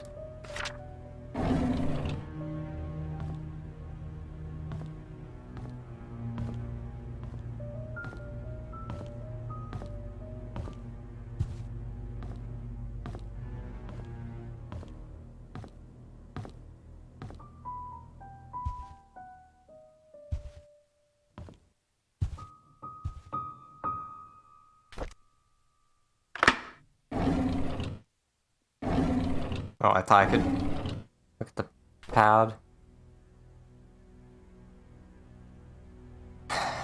Oh no. January 2nd. Although we live in the same house, Charles and I hardly speak to each other. I know that he's been feeling guilty ever since his affair, but that was 20 years ago. It's high time I forgive him out loud. Next, I need to work things out with Trisha. I've been ejecting her relationship with Scott for quite some time. In doing so, Trisha has been avoiding me. I haven't been a good mother, but I want to be there whenever she needs me from now. I just want things to go back to the way they were. January 12th. The agency has arranged for a new guy to help me. His name is Owen Smith. quite a young man for what he's accomplished. During our meeting, Owen asked me many things, as if he was interviewing me. The brief introduction turned out to be hours long. However, by the end of it, he said he has everything he needed and will get things moving right away. I have a good feeling about him. May 12th. Owen called to meet with me today. He had the papers ready for me to sign. He said that the location of the exhibition has been approved. All we need is a down payment. That's great. I signed the papers almost immediately. After that, I informed our accountant, Helen, to transfer the money from the Roberts Relief Fund since the hospital won't be needing it for a while. Owen's been a great help since we brought up the idea of an art gallery for the public. I'm not sure things could have gone so quickly if it had been some other agent. I owe him that much. June 17th. The art gallery will open in 3 months. I'm so excited about it. We have received most of the artwork from the contributors and artists. All I need is to ask Charles if he would be willing to donate some of his paintings. If this exhibition succeeds, it would be good for us and for Painscreek. I haven't felt this alive in a very long time. I have a purpose now. So it seems like she was making amends for things, for the most part.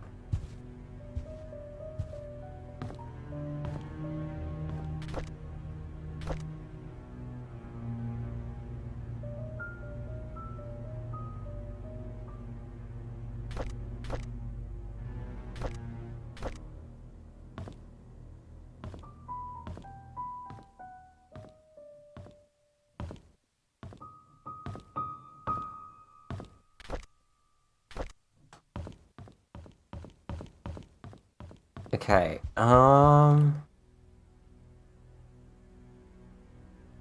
was that the guy she was meeting with? I don't know. It just says an accountant.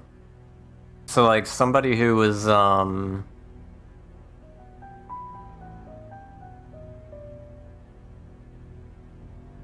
just kind of, helping set things up.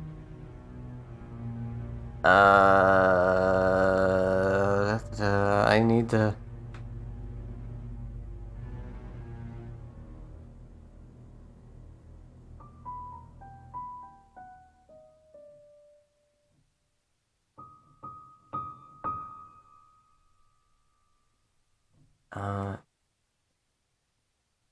Found him safe. Where's the bishop? Okay, so I can't do the study room yet. Also, I just accidentally noticed something.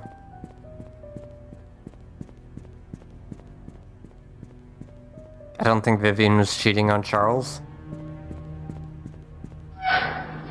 Considering we've had all of her journals, I don't think so either.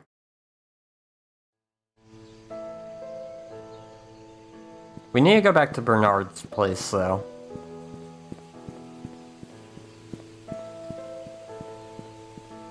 Because I accidentally just saw something.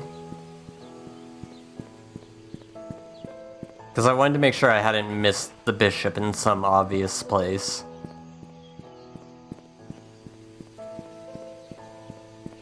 So I accidentally just spoiled something for myself.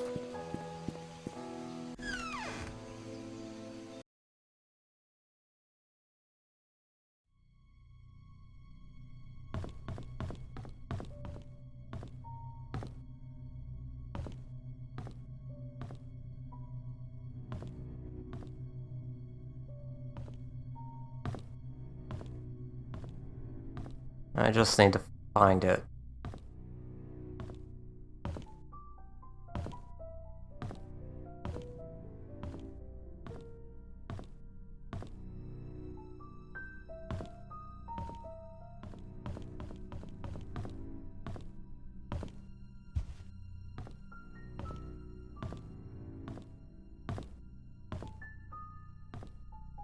It sounded like it was in here.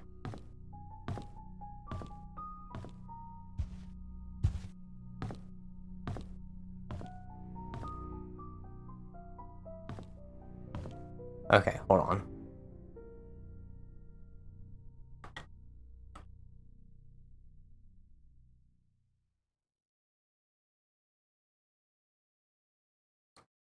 Okay, it's upstairs.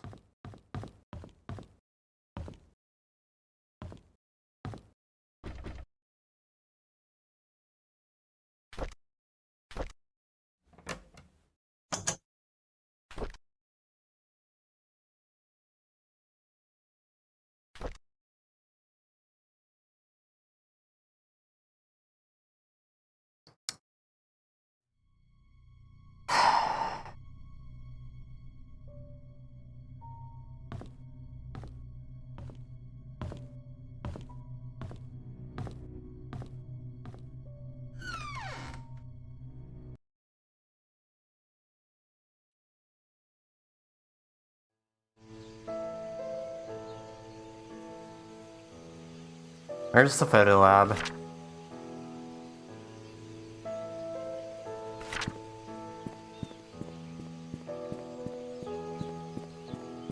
I just cemented that thing.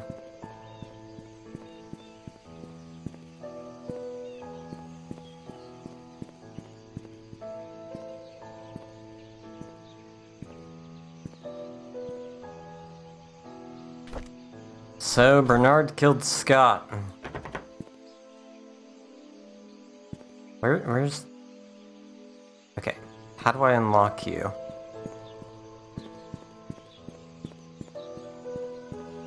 This has to be the photo lab, right?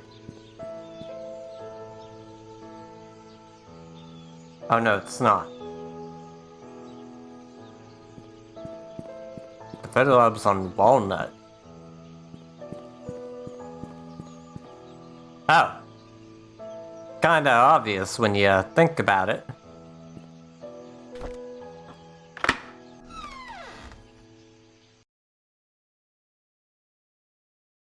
Alright.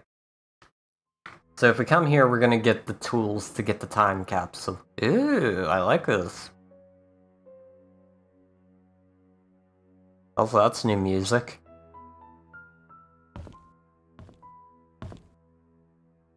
Oh, nice photography in here.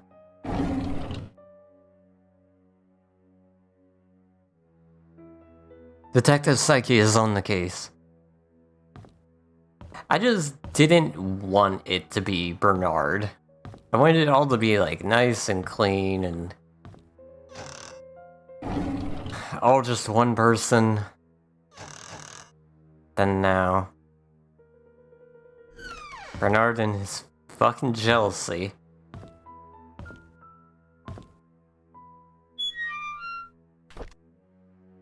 A wrench. Okay. July 17th. Dear Mr. Oliver Gibson, we regret to hear that Father Autumn will not be joining any part of the annual religious gathering event from July 18th to the 23rd in South York. We received Father Autumn's memo yesterday stating that he was not feeling well. I assume he also has informed you about his last-minute change. Please send him our regards. We wish him a swift recovery so he may serve the people of Painscreek soon.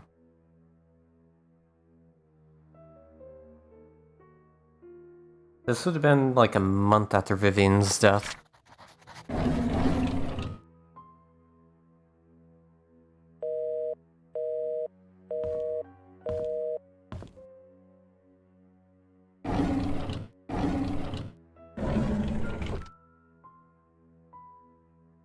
Alright, Oliver, what you got for me? January 3rd, we just attended Trish's funeral this morning. Charles tried to be strong, but by the end of the ceremony his face was wet. Dorothy cried her heart out. It truly pains the soul to witness so many deaths occur here in Painscreek. Every one of those deaths was of a person I knew, and some were very close to me. Among them, Vivian's death shocked me the most. Despite what the media said, I will not, for even a moment, believe that Scott killed her. It just doesn't make sense to me. Trish's death hurt the most, probably because I spent the last few years mentoring her. She was smart, kind, and very talented. She was turning into a very promising young woman. I fucking hate cursive writing.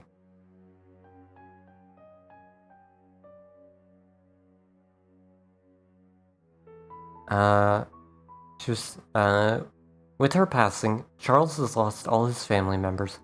He's all alone. I can't imagine the pain he's going through. August 14th. Dorothy left Painscreek early February, a month after Trisha's funeral. The hospital closed shortly after. By the end of the month, Charles had packed and departed Painscreek for good. Wanda passed away on March 12, 1996. Her cancer had spread too far and too deep. The doctors could not save her. 2 weeks after her funeral, Derek moved out of Painscreek. Autumn is approaching. My photography store will be closing by the end of this month. I have many things to say, but there's no one left to confide in.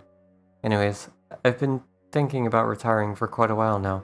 Maybe the time has come. That's his entire story.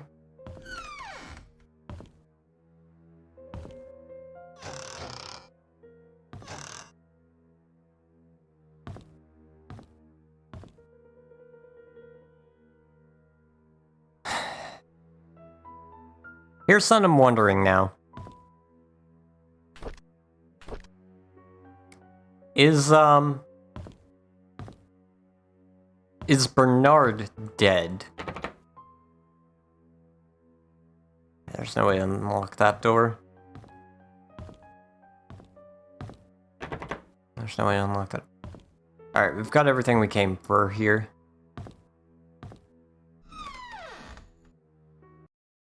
Oh, hi, Pinchy. How are you today? Alright, let's see what we've got. We've got this. Just still don't know where that goes to.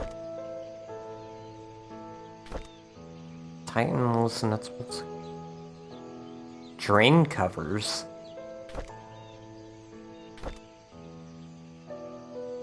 Okay, let me go back in my notes and figure out where the time capsule is. Because if I remember correctly, I believe it's in the cemetery.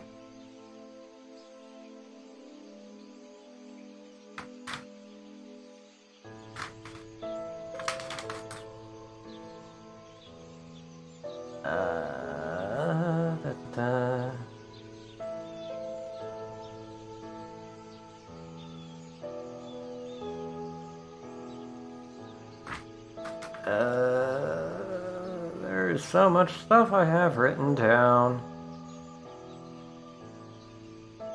Time Capsule with Trisha by Big Stone and Cemetery. And then there was that other one.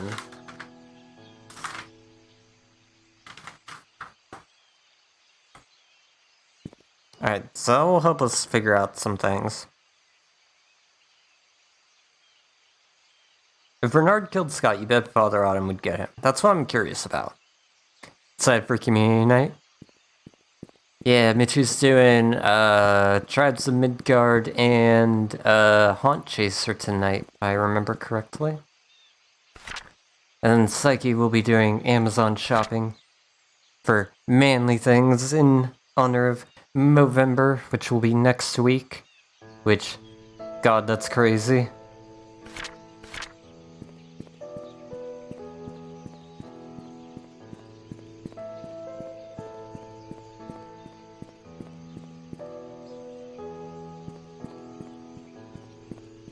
I think if I come down here...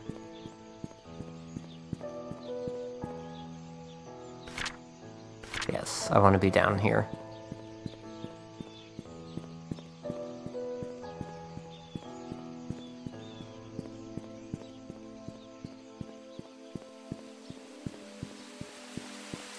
Okay. I want to check things first. I know we can't unlock this. That's something that somebody mentioned to me.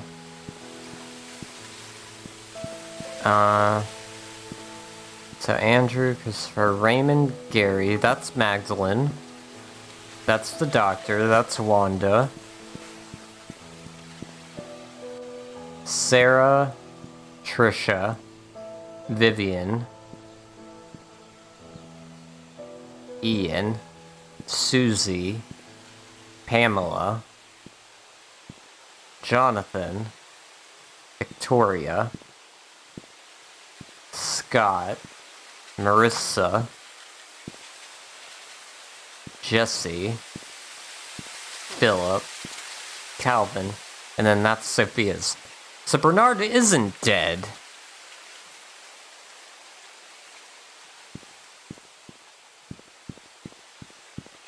Interesting. Alright, now I mentioned a big stone.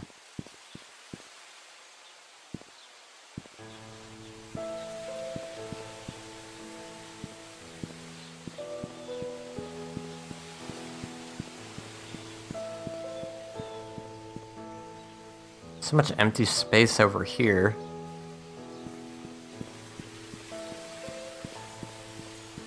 Oh.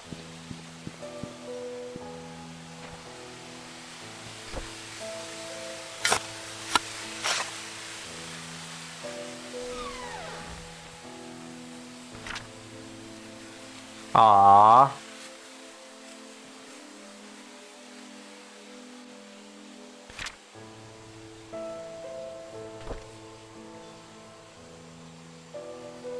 Aww. There's the bishop.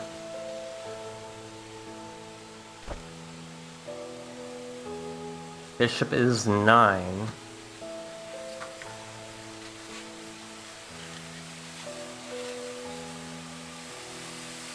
Alright, well, we've got all that.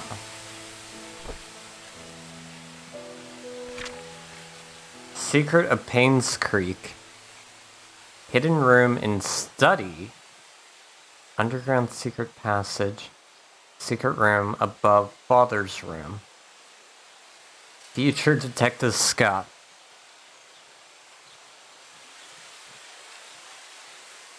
Okay. So there's a hidden room in the study, there's a secret room above the Father Autumn's room, and then there's an underground secret passage between the two.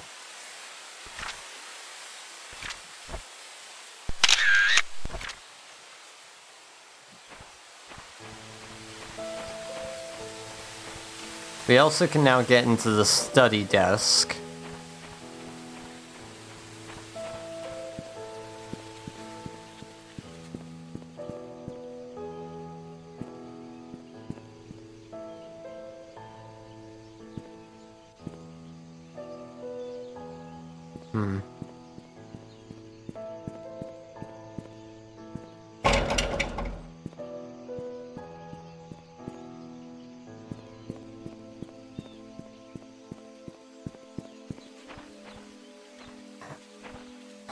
With thinking that the pastor is the killer coming in here just sets me on edge every time.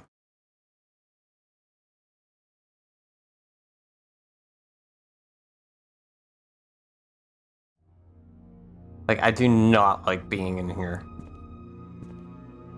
In here and in the hospital are the two places I hate being in the most. Here because I feel like the pastor is the killer.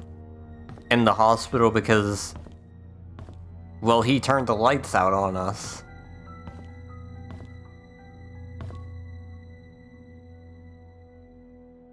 This is his room. How do I get into the secret room?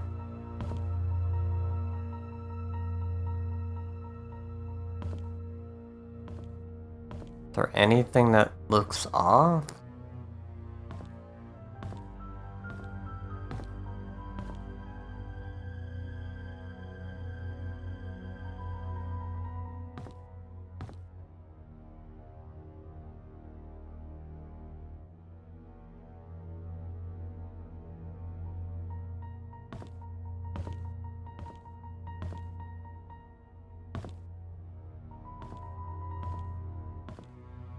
This looks off.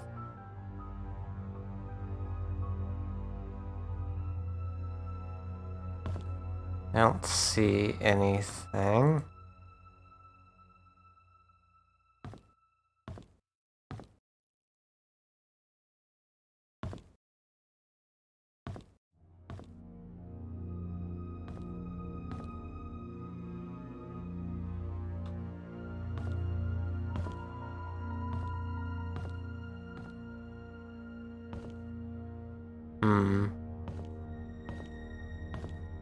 There's nothing that indicates there's any, like, secret room. I mean, he was a kid. Maybe he was just imagining shit.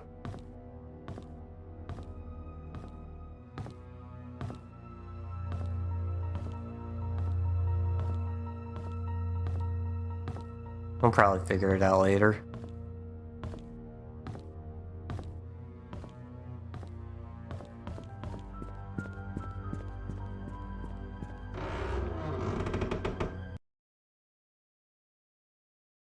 You made the cross? Move the candle holders? God damn it.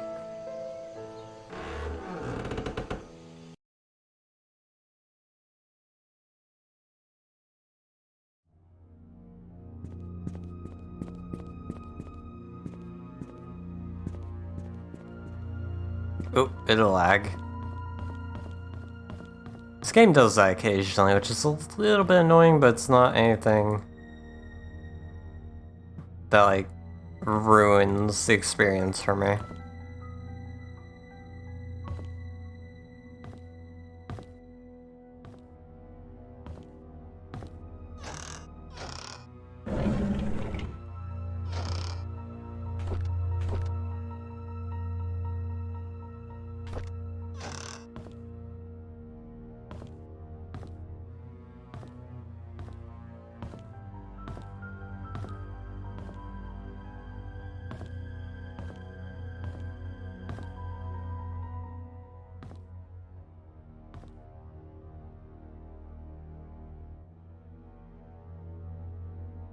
Hmm.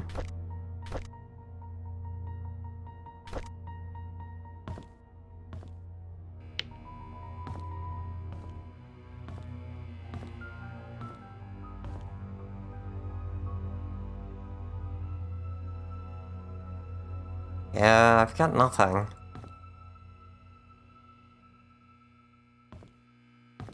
Nothing's letting me interact or even, like, show that can be interacted with.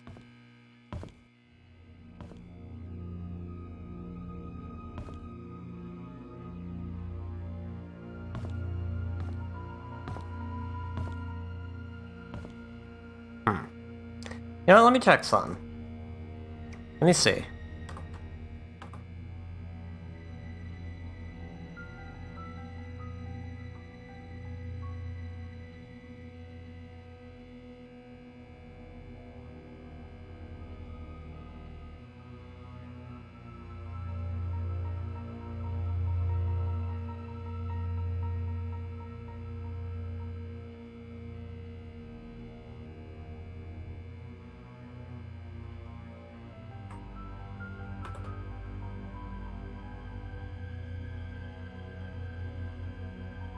Okay, it's saying nothing. So I think it was just a kid being weird.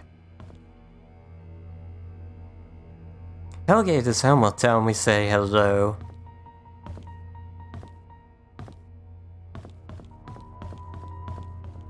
I'm going to assume that's just a kid being weird.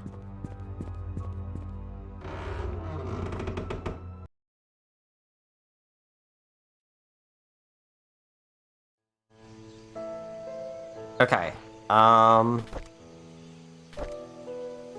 don't know what to do with the wrench or this pendant.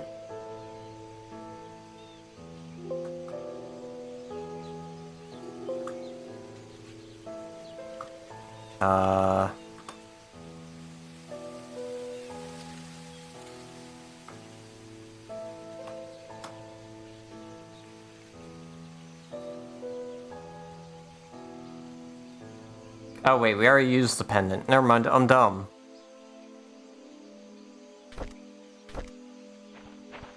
So let's get back to the mansion.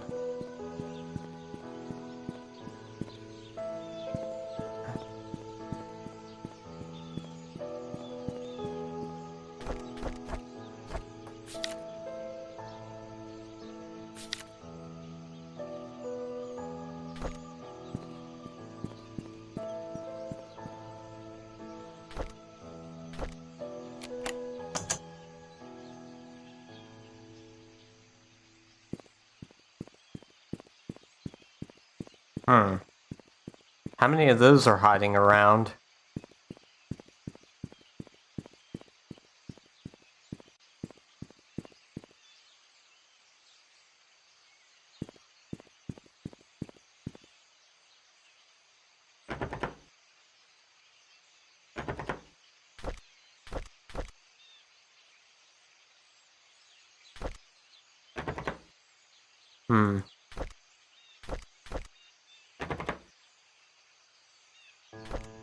Interesting.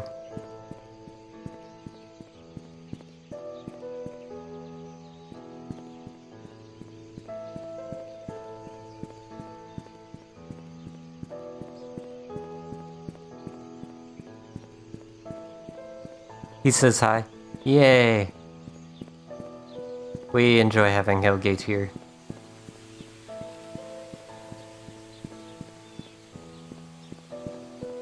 Alright. To the study room.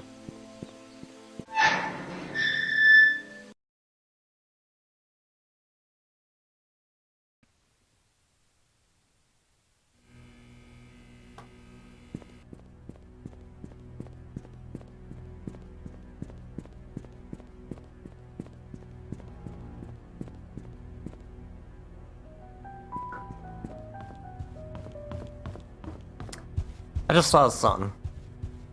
Something we'll look at after we go take care of this.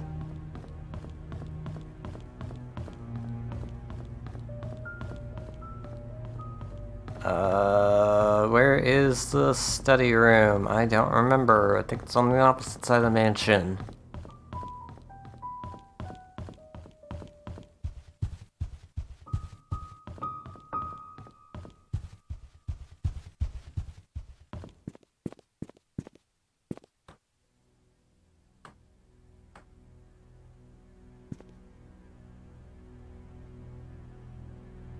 King, Queen, Bishop, King. Okay, so this is either... It's either a king or a knight. So it's either... Let's do knight first. Oh wait, no. Would it be 4195? No.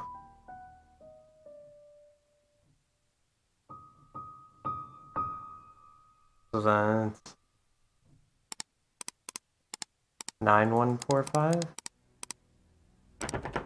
What?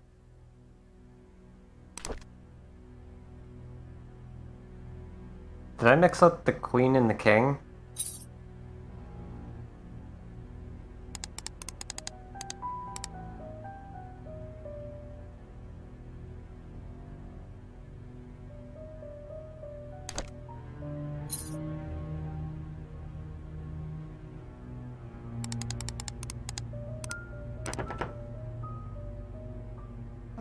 Let's swap this one and this one.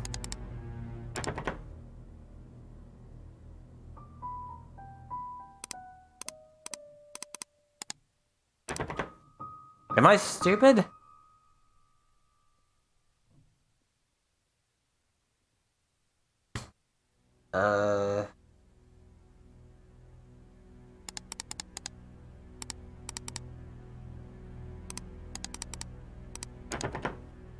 Oh my fucking god, what is it?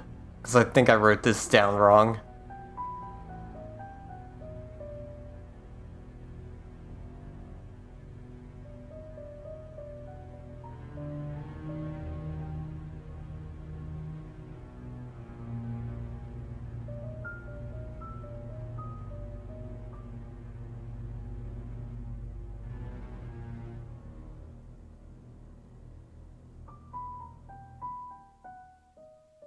Four 195 or 5194.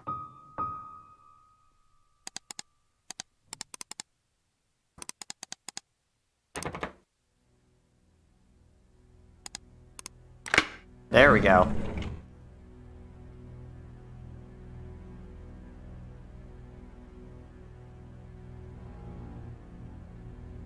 I'm just stupid.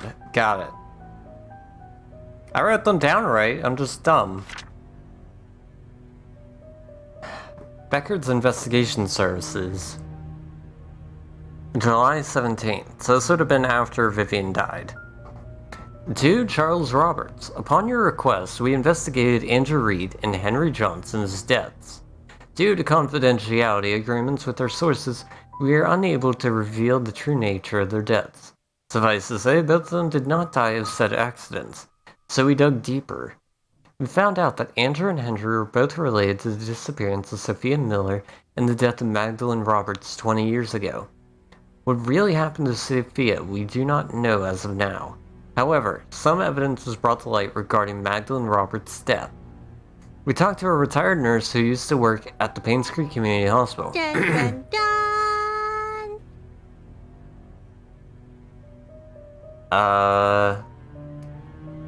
Although she preferred to remain anonymous, according to her, she came across a note while cleaning Dr. Johnson's office. In it, Dr. Johnson stated that the prescription was lethal and to be administered only to Magdalene, and the dosage has to be precise or it will not work. No one else should intake it. A letter was made out to your wife, Vivian Roberts, according to the note. If you'd like for us to stop this investigation, let us know at your earliest convenience. Otherwise, we will continue to find out the truth about Sophia's disappearance. February 3rd, 1996. So this would have been a year after. Or, like 6 months. 6-7 months. To Charles Roberts, our investigation was initially promising. We interviewed possible witnesses who might know something about Sophia's disappearance. Months later, however, we are nowhere near knowing what happened to Sophia. We have searched through all the states for any possible trace, but to no avail. What we can conclude at this time is that the main cause of Sophia's disappearance has to do with Andrew, Henry, and Vivian. Now that they are gone, we are unable to get the truth about what really happened to Sophia. If you prefer, we could still continue the search, however, the results look bleak. We have posted rewards for any information regarding Sophia, hoping that it's just a matter of time before someone with real information steps up. For the time being, we suggest that you wait.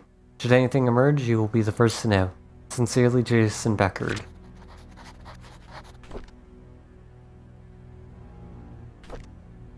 November 18th. Months ago, right before Vivian was killed, I confronted her about Mom's death. She said she didn't know anything about it. She only administered the medicine as provided by Dr. Johnson. She was lying. I could see it in her eyes. She was scared and she was hiding her fear. I know that Vivian was never completely truthful with me, but I still have no proof yet. She never liked Mom, but I wouldn't have thought her capable of killing her own mother-in-law. I know that she had something to do with what happened to Mom and Sophia, but what can I do? She was my wife after all. And now? Vivian is dead. So is Scott. Now Trisha is dead too. Is this my punishment for the affair I had 20 years ago?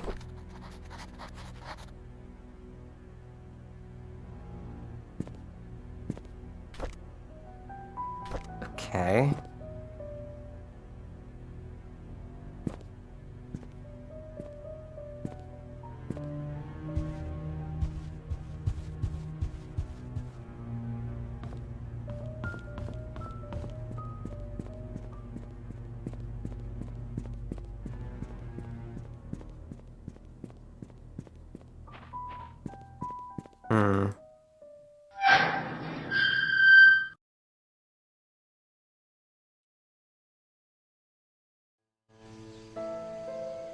Okay.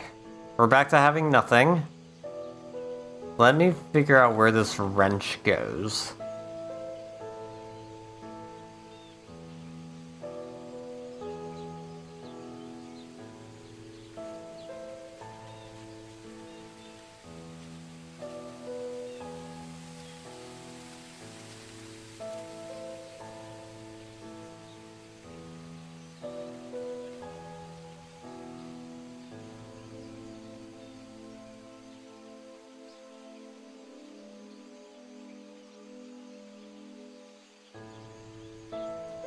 Okay.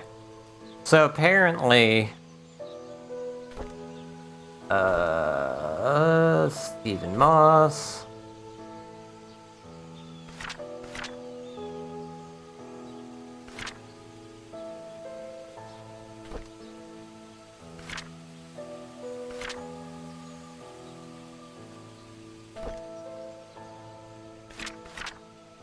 It's not a diary, it's not a newspaper.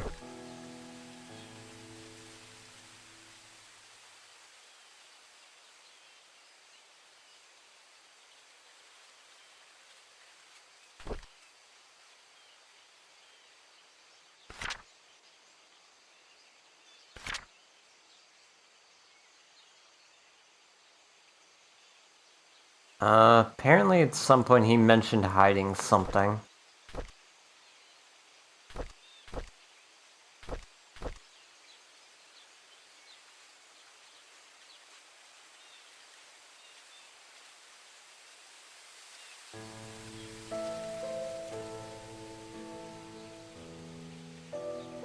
Wait.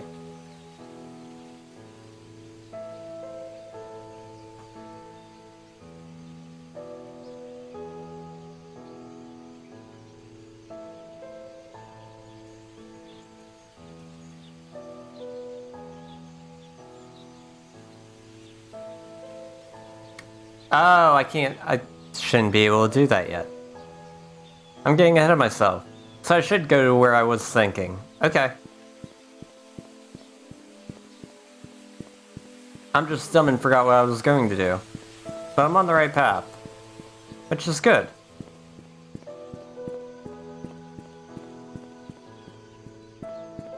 I just, got a little head.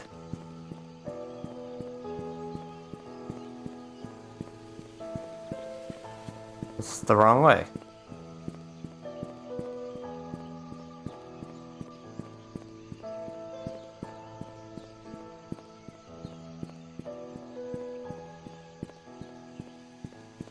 This is fine.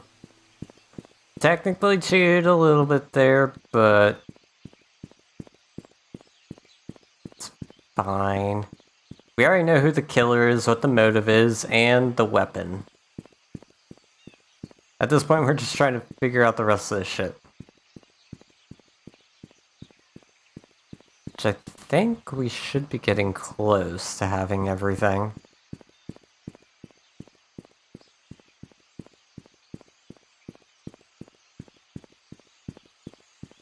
Let me check.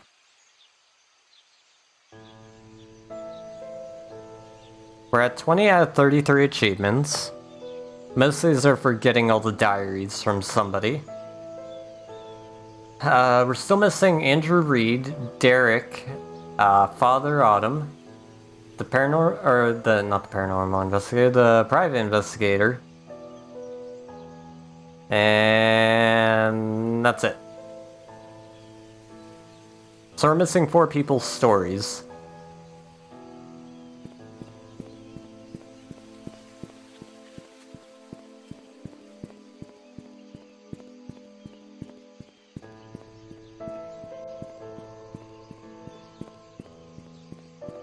And what I need to do is stop getting myself lost.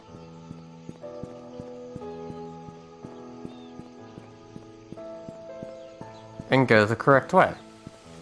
It should be down here.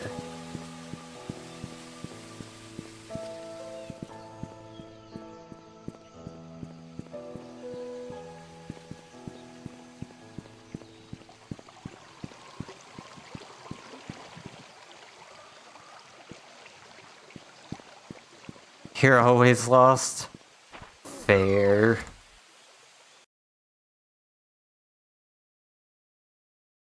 Okay, so been a while since we've been here. But I remembered something.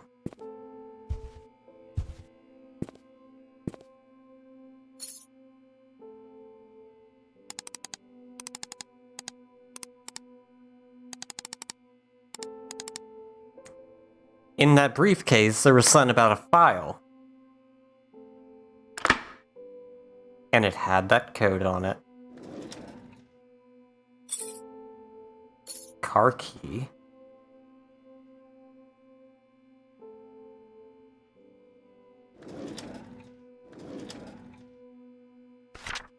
Vivian Roberts murder case, record of alibi. Interview record. Recorded July 25th, 1995. Interview to Charles Roberts. I wasn't here when my wife was killed. I left for New York on July 18th to attend a conference meeting that was supposed to last for 3 days. I was supposed to be back on the weekend. On the morning of July 20th, however, I received a phone call from our butler, Bernard, informing me that Vivian had been murdered. I could not believe what I heard. I cut short my trip and immediately came back to Painscreek. Recorded July 25th, 1995. Interview to Matthew Brooks, aka Father Autumn. There is an annual religious gathering event in Hartford where pastors from different churches in our state's vicinity meet and discuss what we can do to help our society. The event started on July 18th and ran for 5 days, so it ended on July 23rd. I represent Painscreek Trinity Church at the event. Our church can confirm this because we had to cancel our Sunday service that week. Recorded July 25th. Interview to Bernard Hopkins. I was preparing for the fundraising event when I felt sick. However, there was no one who can really do my job, so I kept working. At about 9 in the evening, I was too sick to continue, so I bid Vivian goodnight and headed back home. Dorothy Patterson saw me leave. No, there's no one else that lives there. I live alone. Recorded July 25th. To Dorothy Patterson. Yes, Bernard was not feeling well that day, so he left slightly earlier than usual. However, he finished his work before he left. When I saw how sick he appeared, I wondered how he could have kept on working. Well, I guess that's why the Roberts family trusts him so much. That's wording. Me, I was around the mansion most of the time, either preparing the food or making sure that the other maids were doing their jobs. The fundraising event, which was to be held the following day, was important to Vivian, so we were all making sure that everything would be perfect. By the time Mary left, it was already past midnight. I locked the doors and then went home myself. No, I live alone. Interview to Mary Martinez. She's the one who found the body. My name is Mary Martinez. I've been working in the kitchen for the past few days for the upcoming fundraising event. Jimmy's Bakery was supposed to deliver the cakes, but a few days before the event, they called to inform us that they can't make it. Suddenly, I was in charge of the cake. I was so mad because we didn't have much time, and this event was supposed to be extremely crucial for Vivian's business. But after hearing that Vivian was murdered, all my anger and work just sort of became irrelevant. Recorded July 25th to Derek Tyler. I remember dropping Mr. Roberts off at the airport on July 18th at around 2 p.m. I was supposed to come back after that to drive around for Vivian, but she told me to take a break since I haven't had a day off for quite some time. I decided to visit a friend of mine who was moving upstate to West Dakota. What sort of friend? An elementary school buddy that used to live here, but moved when he received a scholarship. I stayed at his place for a few days before coming back to Painscreek. Yes, he can vouch for me. I have his number at home. I can give it to you later. Derek never gave me the number.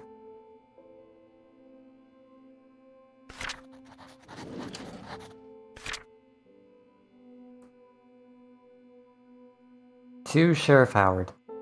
The crack in Vivian Roberts' skull shows that the weapon used is an object with the heavy and sharp end. Something like an axe would fit the description. To cause a crack that big, the attacker must be rather strong. I'm assuming it's either a man or a strong woman who's experienced in the use of the weapon. The victim must have been facing the attacker because of the lacerations found on the front of her torso as well as the backside of both forearms, showing that she tried to block the attacks by holding up her arms. The fatal strike landed on the right side of the victim's head, just above her right eyebrows. This clarifies the following. 1. The victim was facing the killer. 2. That the killer is strong enough to land such a clean but deadly blow. And 3. The killer is left-handed. Since the murder weapon was never recovered and confirmed, my assumption of it being an axe still remains. Since this is me doing you a solid, do not under any circumstances leak this information or I'll be in big trouble. The guys here in the Grand City don't want any more than necessary to know about these details. Hope the above information helps. Sean Smith. So they think it was an axe.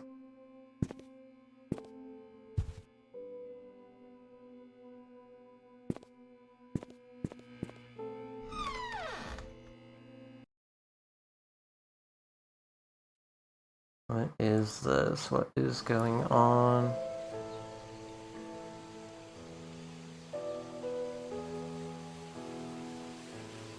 Okay.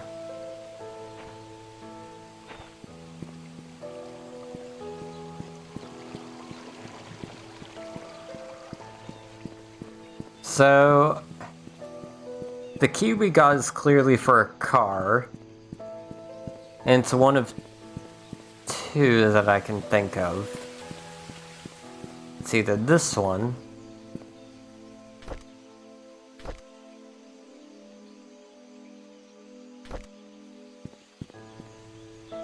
It's this one.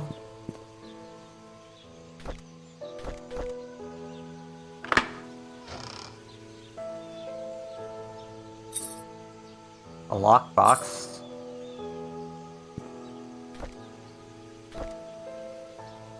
My head hurts, my tire's flat, and the phone's not working. Is someone trying to stop me from leaving Painscreek? Am I close to discovering something? Oh god, I thought he was the one. I was wrong. He's not the killer. He's not. Who did he think was the killer? Hold up.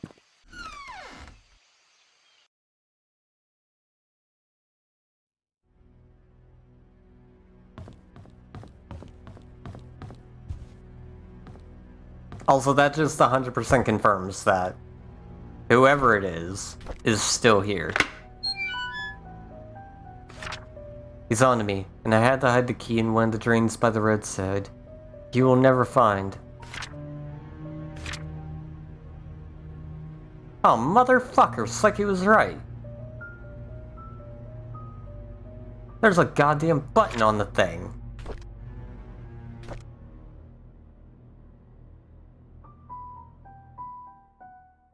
Ever since I received the messages and the key, I've been following this anonymous person blindly. What a fool I have been. I need to revisit my investigation notes and see if I might have missed anything important. I looked through the alibis recorded by Sheriff Howard. There were 6 interviews. Charles, Autumn, Bernard, Dorothy, Mary, and Derek. Then I noticed it. One of them is lying. It was recorded that there was an event. Yet I remember reading somewhere about it being cancelled. Where did I read it again? I can't seem to remember. Oh my god, I've just realized that the E in all the killer's messages is slightly off in comparison to all the other letters. If I can find that typewriter, I can find who killed Vivian.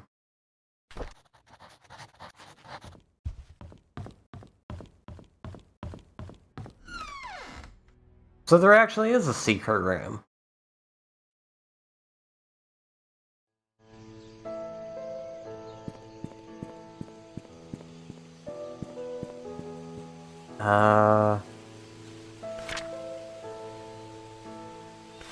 This way.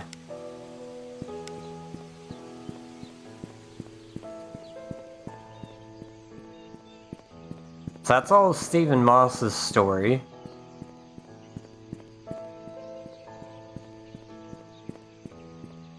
And he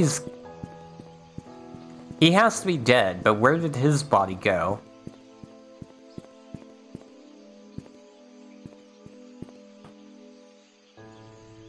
Let me check. We're still missing Matthew, Derek, and Andrew. I feel like we should have everything for Andrew.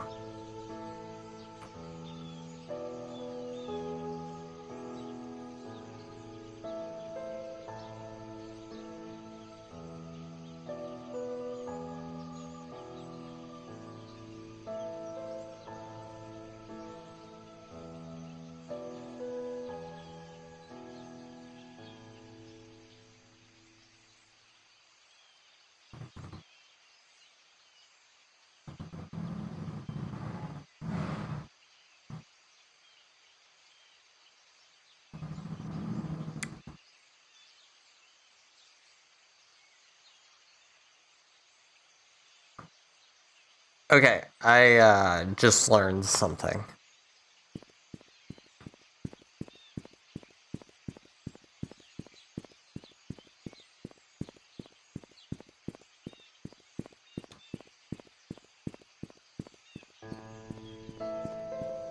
Oh, Jesus.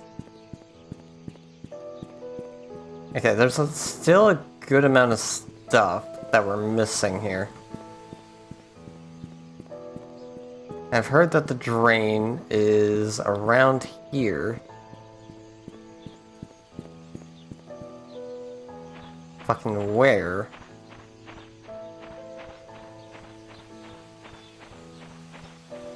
Because I don't feel like trying to search all over this goddamn town.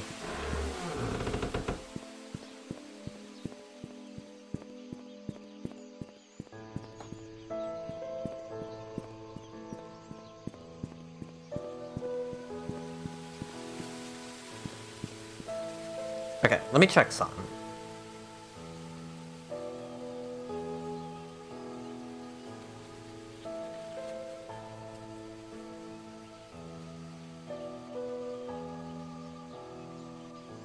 Because we're barely missing things.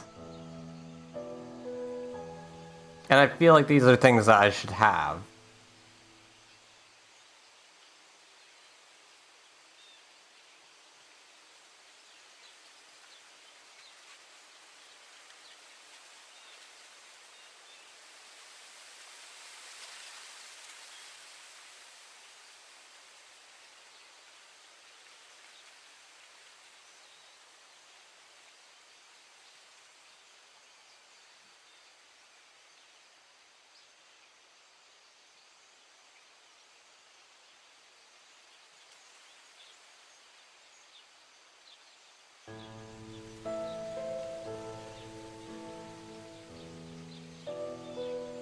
Because I can tell you right now, I think we have everything we need.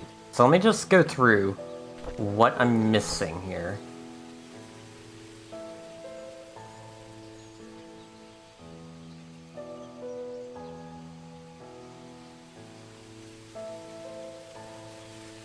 Okay, we're missing that.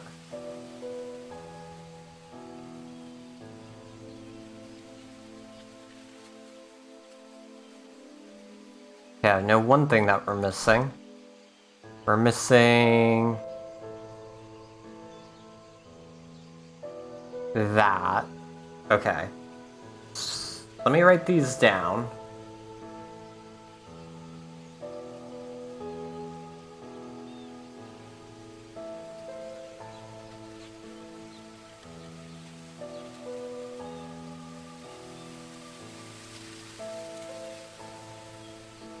Because I can tell you right now, we're gonna beat this game.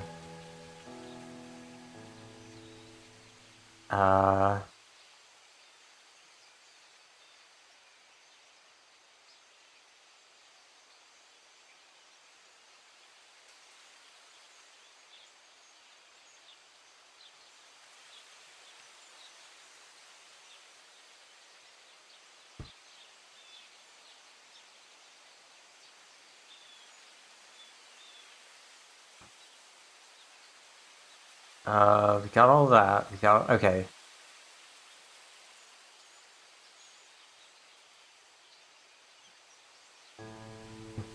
Pretty sure I got all of that.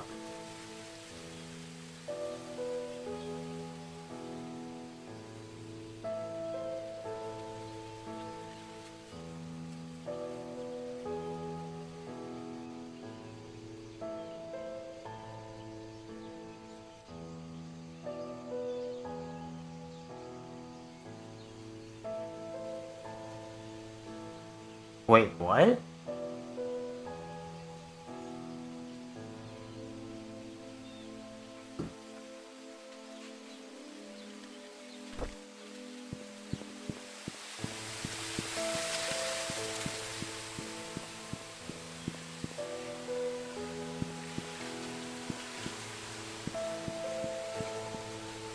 We're looking for a specific name here.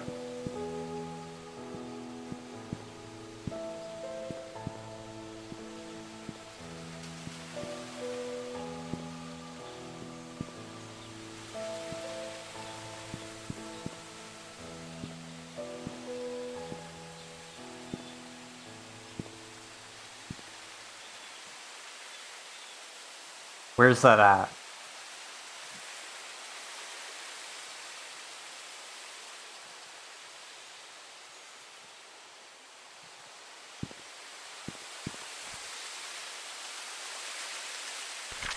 Oh, we missed this. That was just the Elliott's grave. This is just something we missed when we dug up the time capsule, because I thought it was part of the box. January 11th. Scott is gone and Trisha is dead. How did this happen? We held Trisha's funeral last week. There could have been more people there. There should have been more. The village will be barren in a few months to a year. My generation is just moving out, and the old generation is simply dying out. I will also be leaving here soon. Once my mother passes on, once I can't take care of her any longer. The night Vivian died, I saw Scott meeting her. I was at a distance from where they were arguing. I couldn't hear the details, but I could tell they were disagreeing. When Scott left and went back to his cabin, I followed him. I watched him through the window to early morning, all the time thinking how we had drifted so far. How could Trisha choose him over me? Am I not good enough for her? The police questioned me when Scott was suspected of killing Vivian. I know he didn't do it, but I decided not to tell them what I knew. With Scott locked up, I could have a chance to be with Trisha. I didn't expect that this small omission on my part would eventually lead to Scott's death. When Scott died, Trisha ended her life. In a way, I too died that day. I never wished for Scott to die, nor Trisha. I hope they can forgive me. Derek Tyler.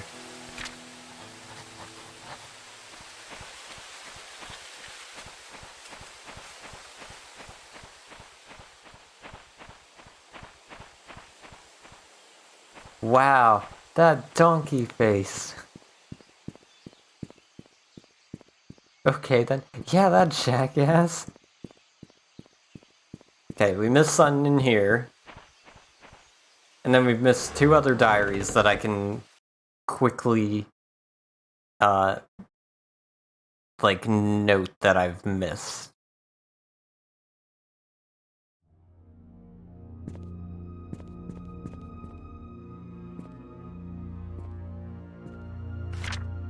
Mansion worker Andrew Reed's charred body found in his burnt home, body covered with third-degree burns. At around 11:25 p.m. last night, a fire broke out on 7 Black Pine Road, Painscreek. Andrew Reed, the owner of the house, was found deceased with third-degree burns from head to toe. He was seated on the couch in the living room next to the fireplace when the fire likely started. The cause of fire has not been determined, but the sight of alcoholic bottles on the floor suggests that the carpet may have been soaked and helped increase whatever set the incident off. According to possible witnesses, Andrew was seen drunk last night when he was leaving Ann's Courtyard Inn and Suites. Police found bottles of empty vodka in the living room next to the fireplace. No foul play is detected at this moment. Andrew Reed, a gardener and handyman for the Roberts family for more than 2 decades, has a wife and a son.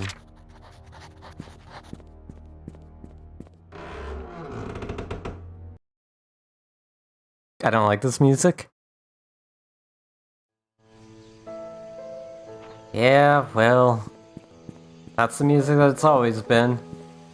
Apparently we missed that, but we now know that there was foul play in his death. Let me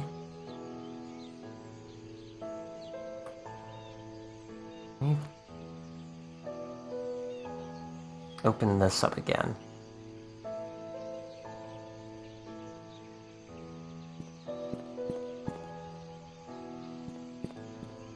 Ah, here it is.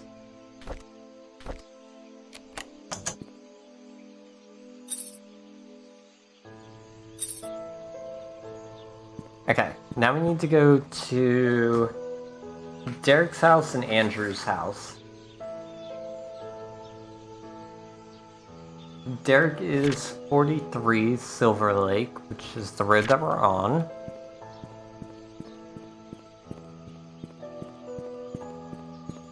We almost had the full story, chat. We're so close. Not that way.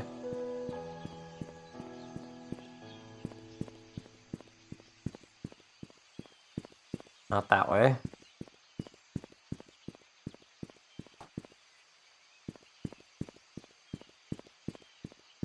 We've just got, I think, 2 more journals, and then I think we have everything.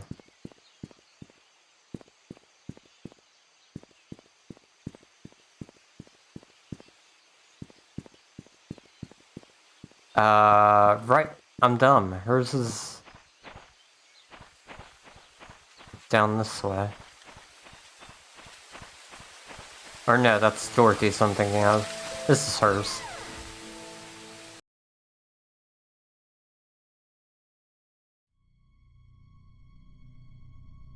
Okay, back in here.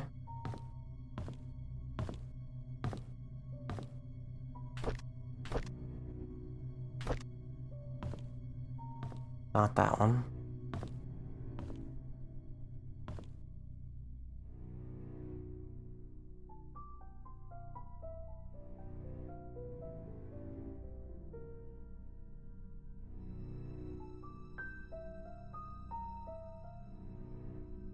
dear father, how's everything going? This not it? On. That's not it.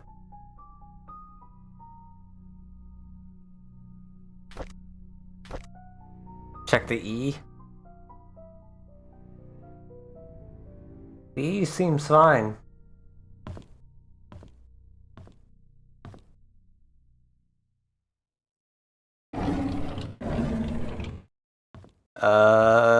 Am I wrong? Is this not what I'm missing? We've got 1990 and 1993.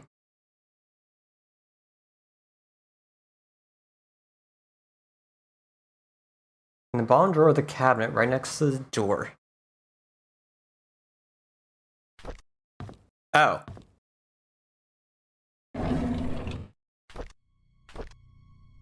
April 3rd, 1995. Trisha visited me again. Ever since Scott was fired and was told not to see Trisha anymore, she's been visiting me quite often. Not only is she angry at Vivian, she's also annoyed with Scott, saying that Scott is avoiding her. I visited Mom today. Her cancer has relapsed. After her tumor disappeared 2 years ago, no one expected it to return again, especially this quickly. Mom looked fine and seemed to be getting used to the hospital visits. Dr. Johnson said the chemotherapy sessions are needed due to the late-stage cancer, and that she would need my support more than ever. Upon leaving, I saw Scott talking with Dr. Johnson. They looked serious. I wonder if Scott found a new job after being fired.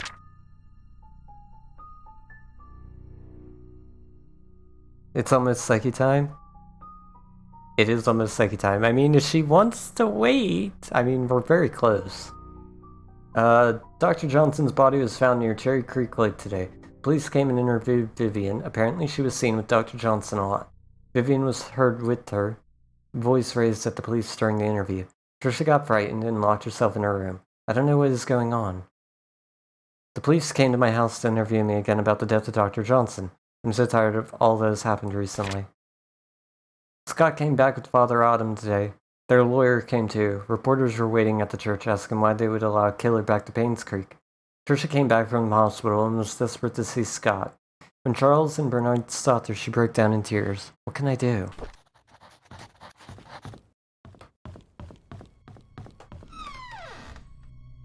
Okay, we've got one more journal, and I know exactly where it's at. And then we go to the church and go into the secret room.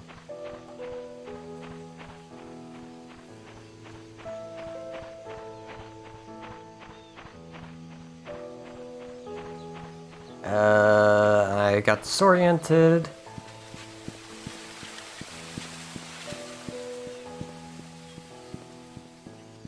You know, I'm gonna miss this game. Do we think Bernard did everything? No. Father Adam's the killer. Killed people with an axe. Bernard is only guilty of killing Scott.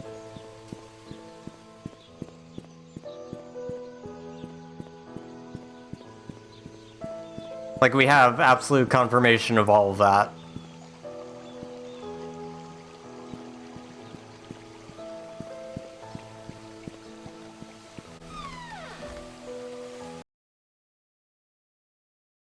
Still think it's 2?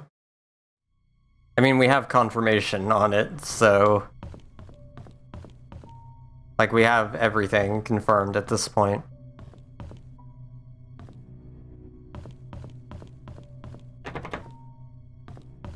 Oh.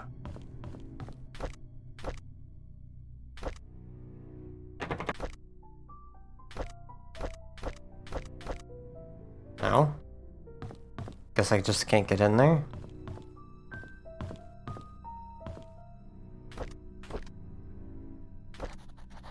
Okay, that's the journal that we missed.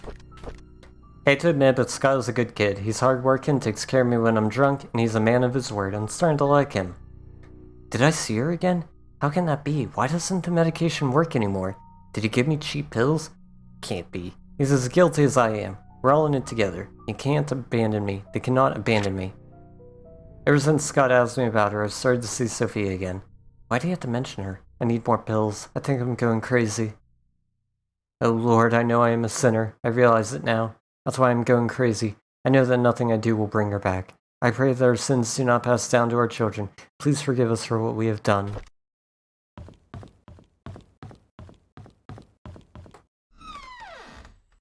Can't believe I fucking missed that.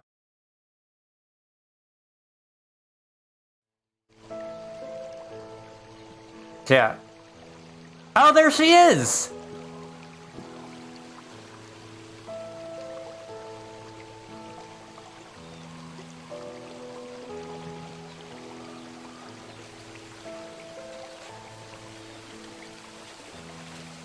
Okay, let me check something real quick.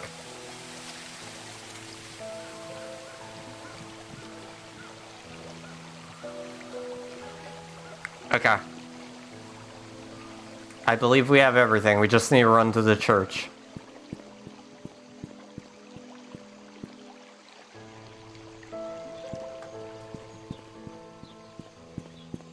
I'm going as fast as I can, so it's like he isn't delayed too much.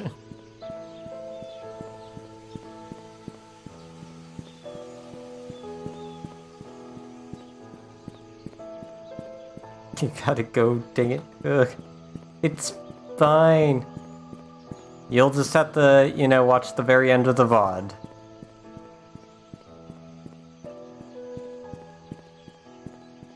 Just remember, 253.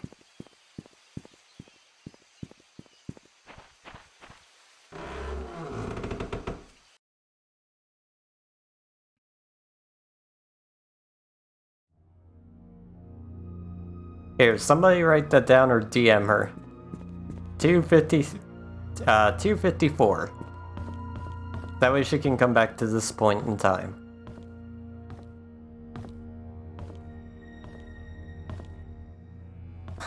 Okay. Here we go. Where is it?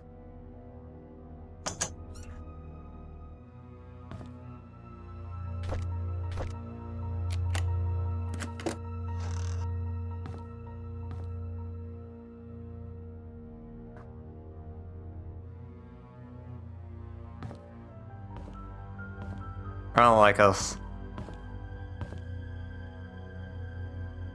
Okay, he's not up here.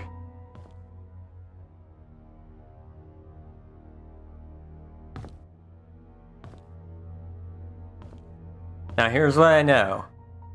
I know that if I pick up one specific thing, we're gonna hit the end.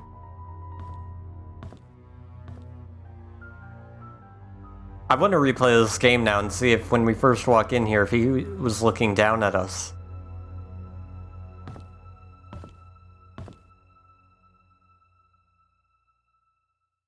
What does it say?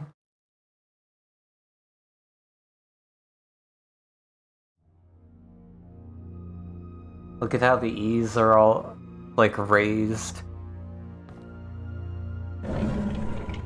Okay, as soon as I touch that, we apparently hit the end.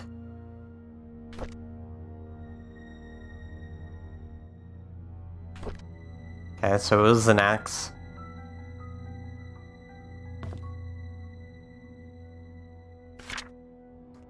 Dearest Matthew, I'm writing this letter to let you know what happened to Sophia. My days are almost up, and I feel you have the right to know what happened 9 years ago. In 1974, when Vivian Roberts underwent a C-section to deliver Trisha, she was told that she could not give birth anymore. Vivian broke down mentally and was hospitalized. Sophia was tasked with taking care of the newly born Trisha and helping Charles Roberts. Charles, who was facing a lot of difficulty and pressure, unfortunately found comfort in Sophia. They had an affair. A boy was born. A few months later, Vivian found out about the relationship. She was furious. Feeling threatened by the illegitimate boy, Vivian kicked Sophia and the baby out of Painscreek. Everyone believes that, but the truth is, I took the boy and put him in St. Patrick's orphanage. I named him Scott. Time flies. He's going to be 10 soon. I pray that you can bear the responsibility of raising him. He does not need to know about his real parents. It's all in the past. Instead, give him a new start. I sincerely hope that you can forgive me for hiding this from you for so long. Calvin Bennett, November 1st, 1984.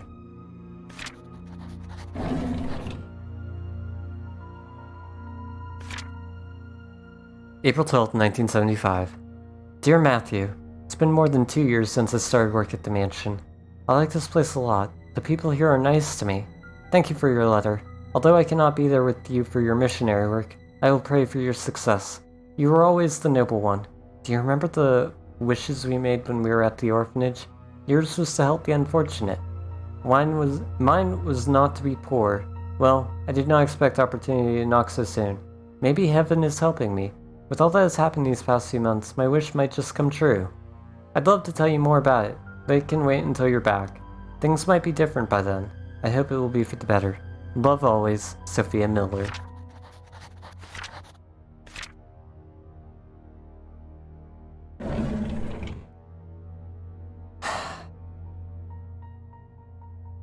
Wait, I'm still missing something then.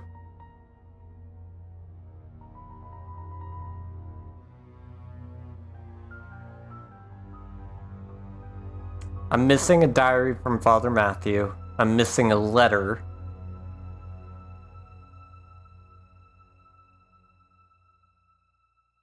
I'm missing 2 letters, I think.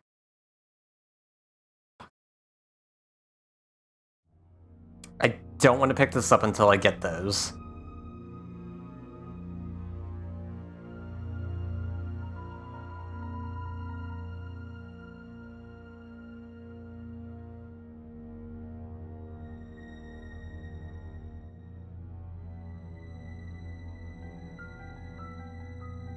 Okay.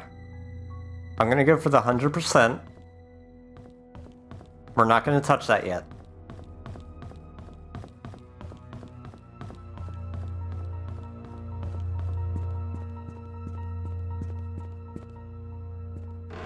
I want the full completion.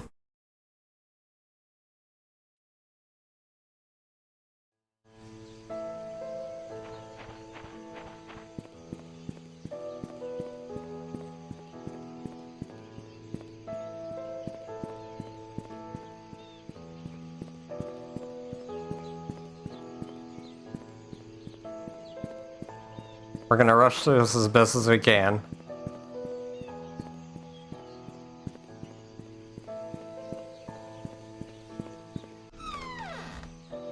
But man, what a fucked up town and fucked up story. But also, like, major props to the developers of this game. This was a lot of fun, and I really, really, really want them to release the next game soon.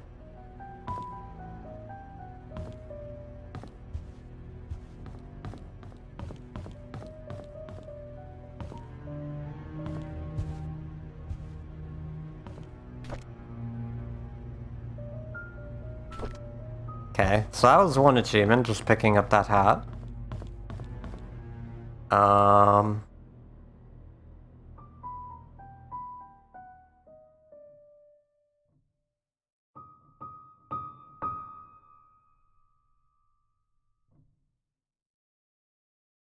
Okay, we have to go back to the hospital. And then... where is... okay, we're missing a journal from him. 1971, 1975. We're missing his 1995 one. Top drawer of the desk in Matthew Brooks' study.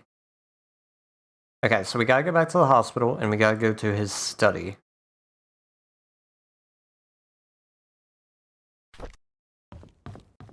And then we have everything.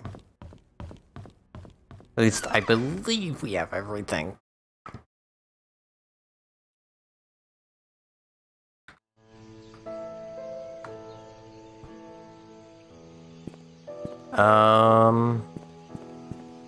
Let's go to the hospital first.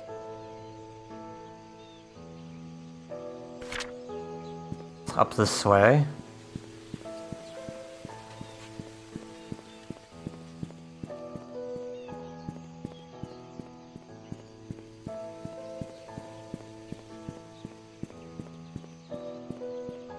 And then I think the only achievements I'll miss are just like, leaving without getting the whole story and such.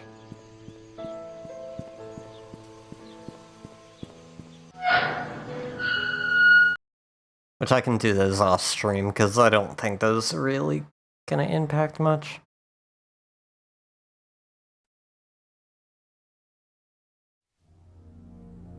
Alright, this is in...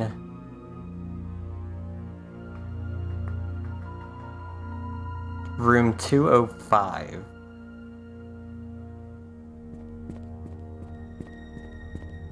You know, to be fair, we did pretty alright with this game. We didn't need to look up too much. And we figured shit out rather quickly.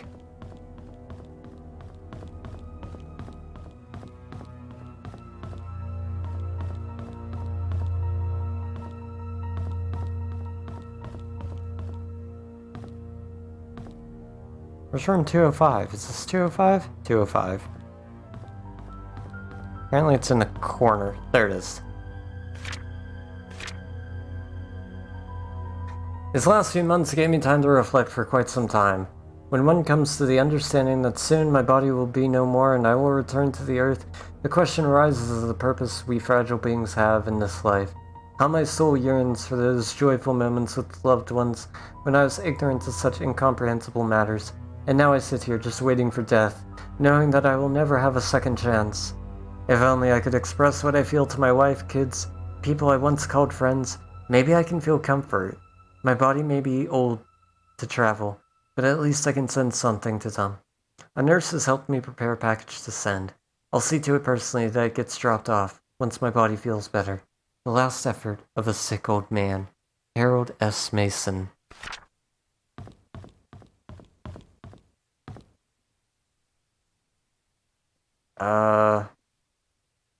I'm still missing something then, right?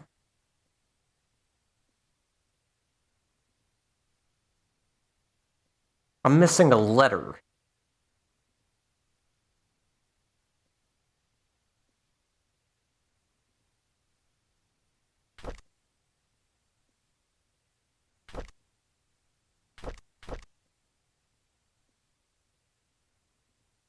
Letters and documents.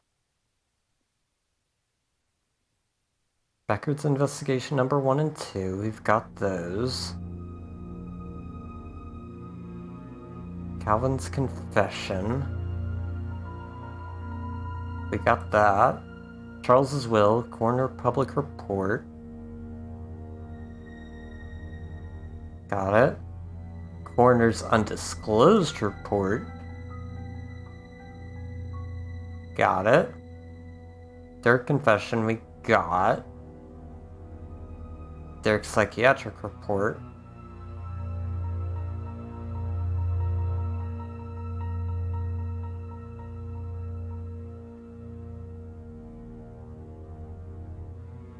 Got that. Got that. Event canceled.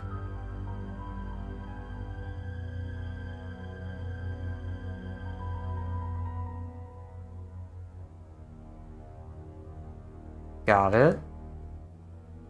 Fund embezzlement. Got it. Fund fraud investigation.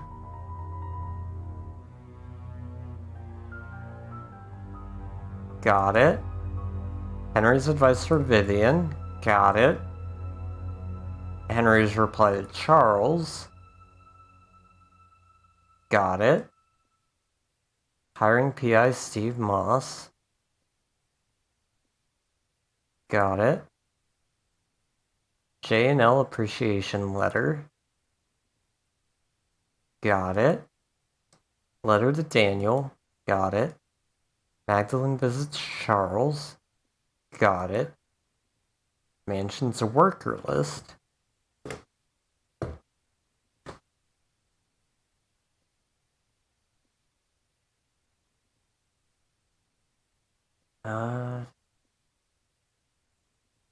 Got it. Oliver's letter to Dorothy. Definitely should have that. Got it. Record of alibi.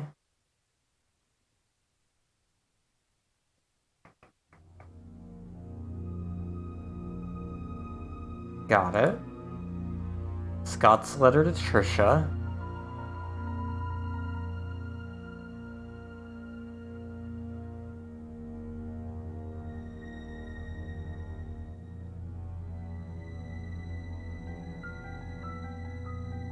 got it. Sheriff's relocation, we got. Sister Rachel's confession. Got it. Sophia's birthday gift.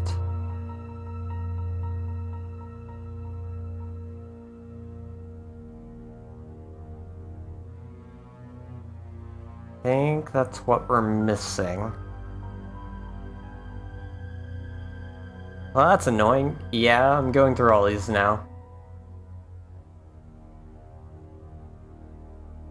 Okay, so that's in the attic. Sylvia's confession. Got that. Threat letter to Henry.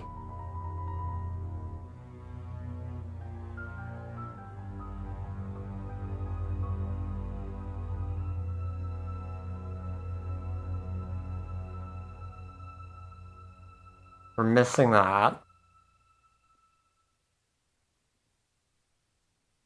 Vivian's medical report and Vivian's murder case report.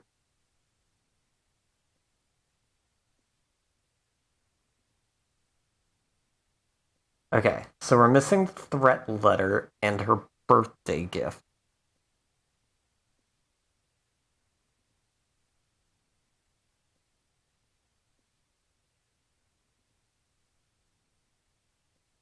Third drawer from the top on the right of the desk in the doctor's office. Okay. So let's go to get that. And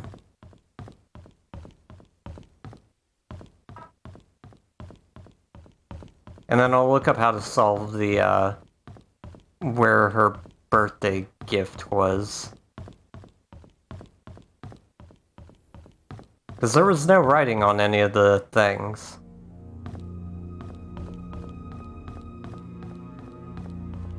So I'm very unsure about how it wanted us to solve that. I know what you did. Meet me by the well at midnight. You know which one. Come alone.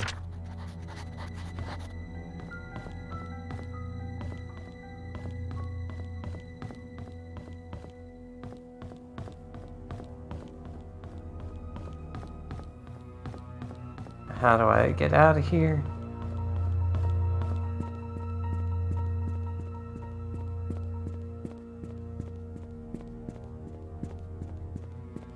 Okay. So we've got one more letter and then we can go end things. Let me see.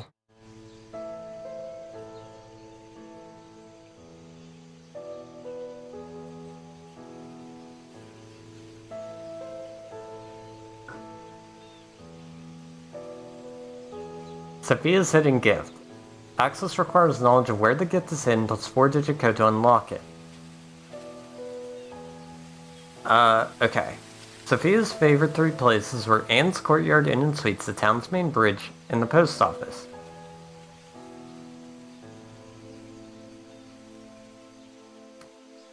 Oh, are you fucking kidding me? That's so hard to see. Okay, hold on. I'm not gonna show all of this off.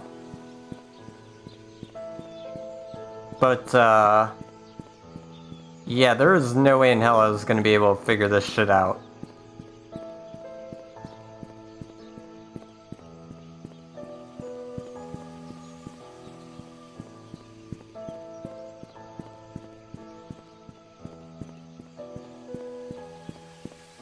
So if we come here...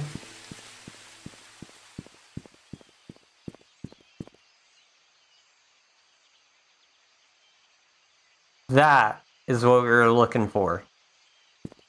Look at how it blends in. You'd have to be like right up on it to see that. Hello, username. How are you? Alright, so the clue bird is written on the wall, enclosing the bushes at Anne's. The clue stump is written on the inner east side of the town's main bridge. The clue stream is written on the cornerstone of the post office. Stephen Moss didn't know where Matthew Brooks' 3 favorite places were, however we can find reference to them in his diaries. He lists the Moon Cafe, the Trinity Church, and the Little Big Books. The clue playground is written on the Moon Cafe. The clue 1203 is written on the cornerstone of the Painscreek Trinity Church. And the clue house is written on the cornerstone of the Little Big Books.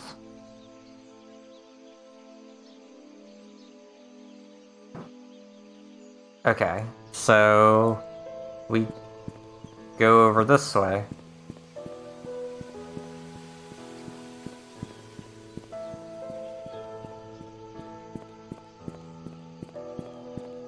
I mean, considering this is an optional thing and not really required, and just, you know, adds to the story, I'm not too fussed about it being difficult, but, you know, it's me and I want the full story. I want to see what this was.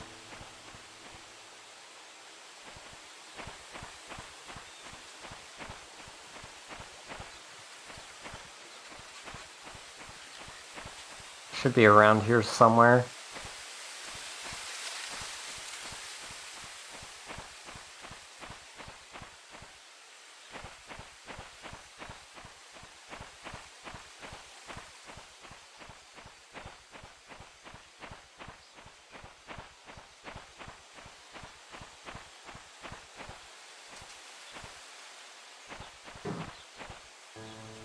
It's fair because they put all this work into this insane story.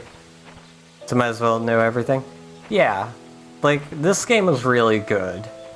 Like, really good. And I want to know everything that happened.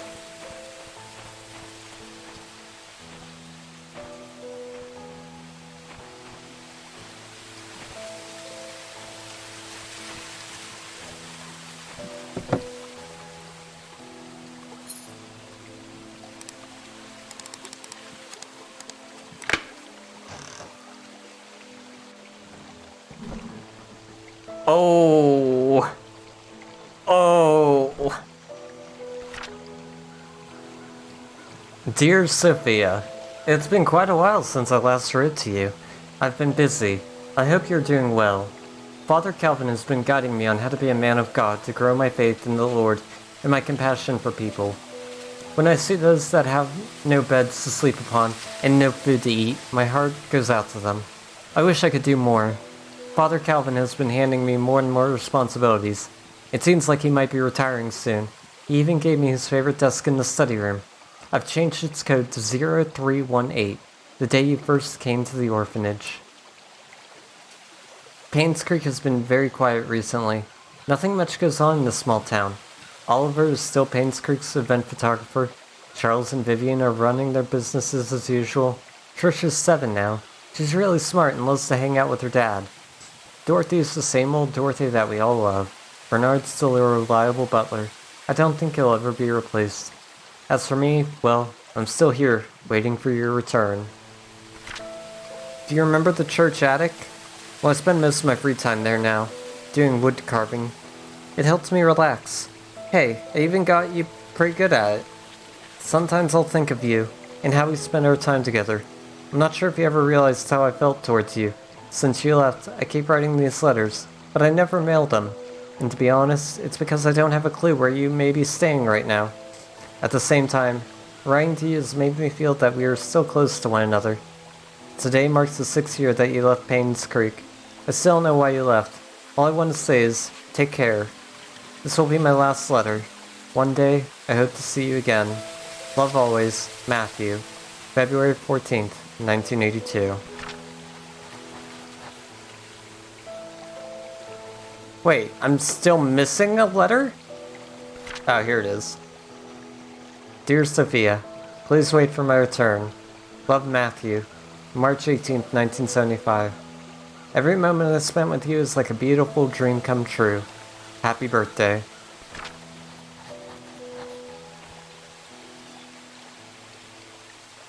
Yikes. And then top drawer of the desk in the study.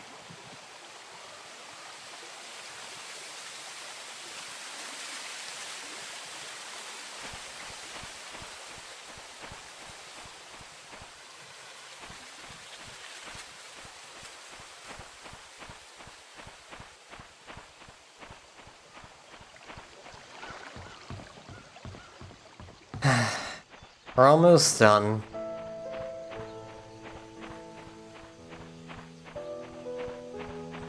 You know, I can only wish that there were more games like this. I'm gonna have to do some research, because, I definitely want more experiences like this. Doesn't have to be first person or anything, but just like...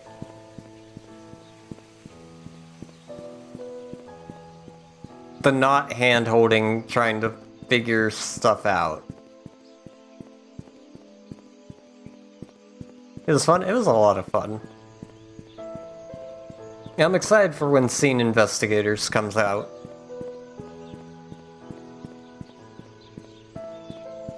I know that they have a demo, so I may look at that off stream. I don't know. Maybe I'll stream it. We'll see.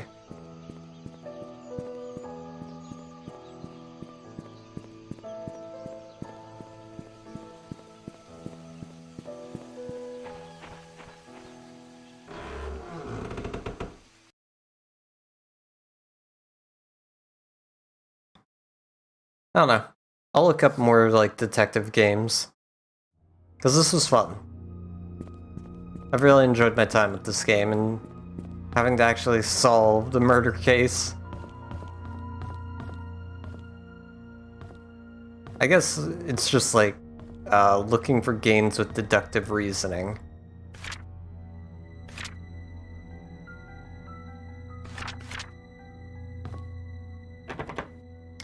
Right! We never unlocked this.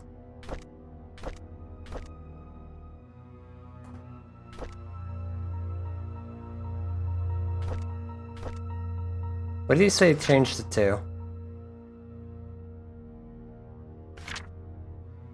0318.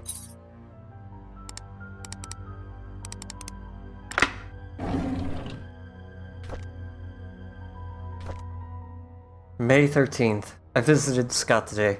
I couldn't believe what he said. How could Sophia be dead? How could Andrew, Henry, and Vivian have killed her? Did Dorothy know?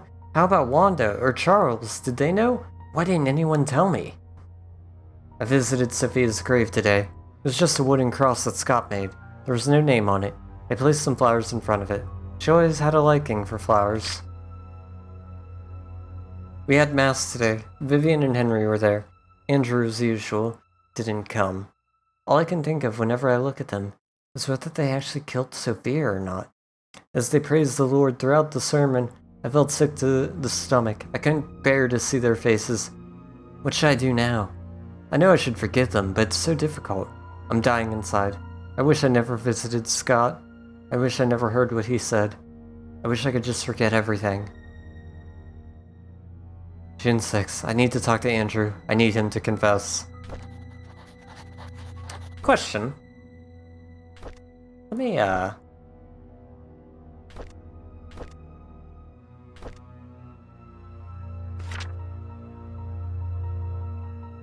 Uh-huh. That just, that flat out confirms everything.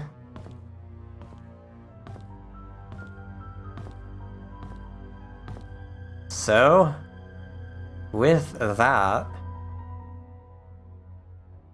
we now have every achievement except for revealing the truth. Does it? He went to go see Andrew on the 6th, and Andrew died on the 7th. Or the newspaper reports came out on the 7th. I just want to check something.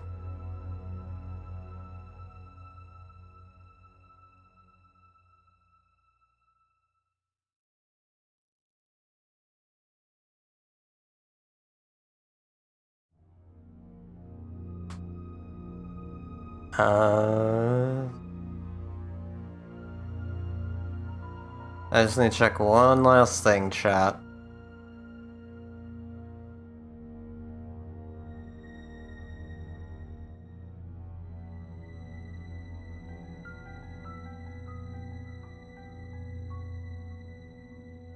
Okay.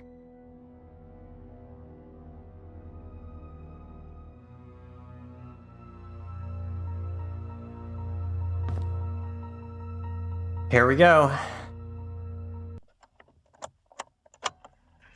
I'm locked into place.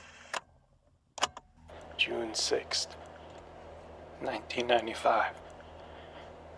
I met Andrew in the evening at his house.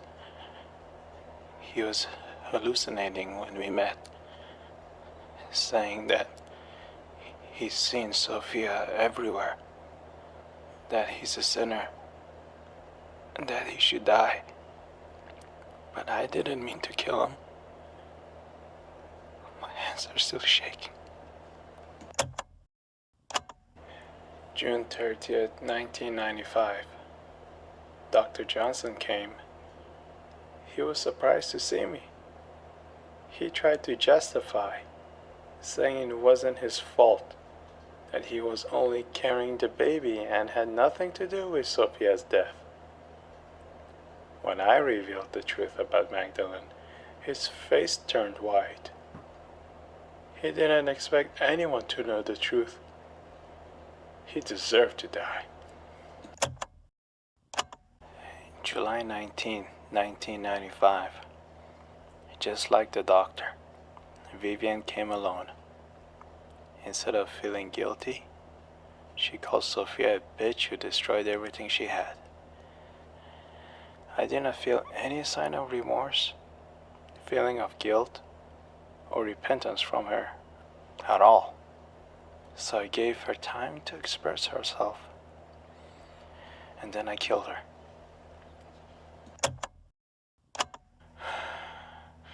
It's all over now. Why am I not at peace? There's this nosy investigator in town. I thought that if I led him to believe that Bernard killed Vivian, he just might believe it. But I made the mistake of trying to mislead him. Now he's suspecting me of being the killer. He has to die.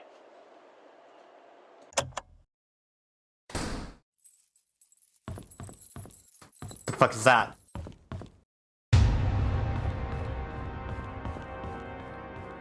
Oh god. Yeah. Oh motherfucker.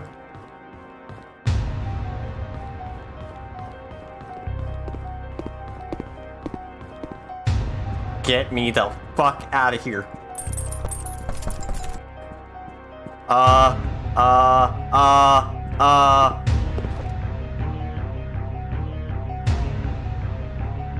The hell do I do?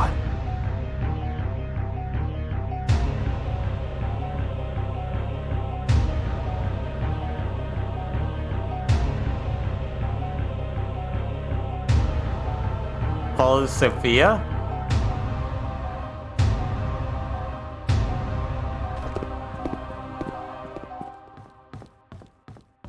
Oh, she's pointing down below.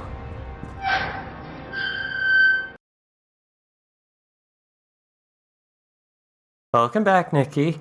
We're being chased by a killer. It's a time. I don't see her anywhere.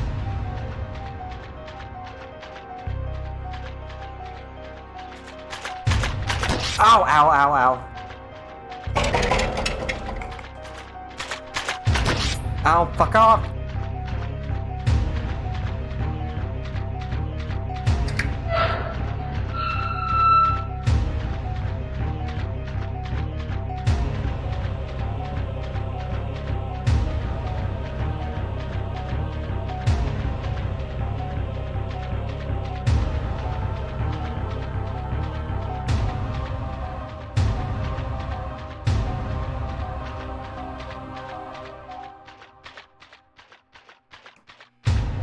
Fucking knew that asshole was still in this goddamn town.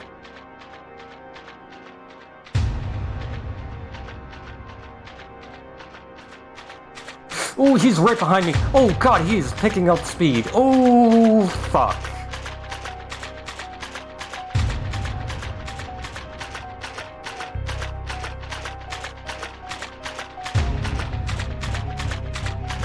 Fuck off, asshole.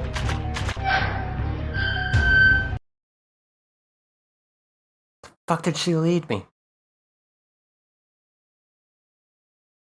This is tense. From the hospital, okay.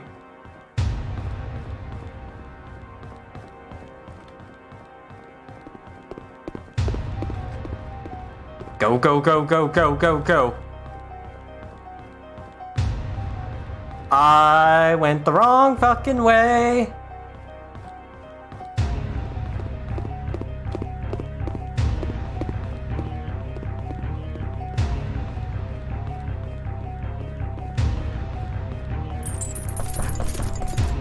Fucking god damn it.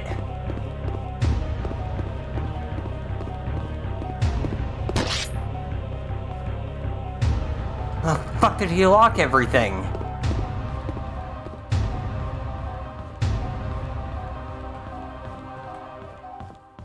Wait, this is new.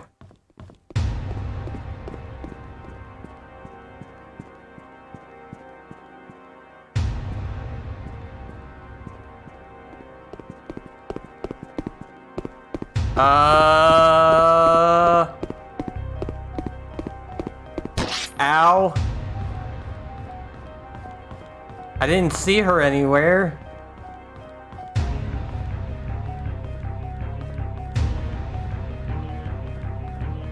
I don't know what I'm supposed to do.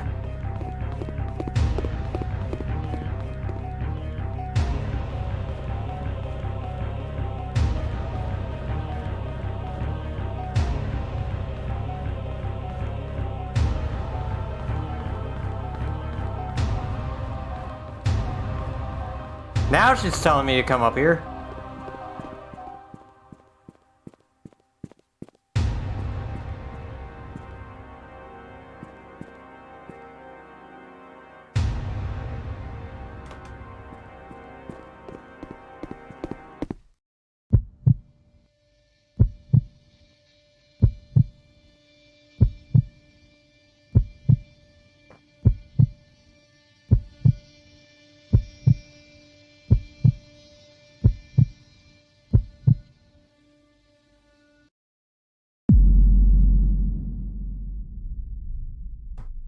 Let it be known, we didn't push him.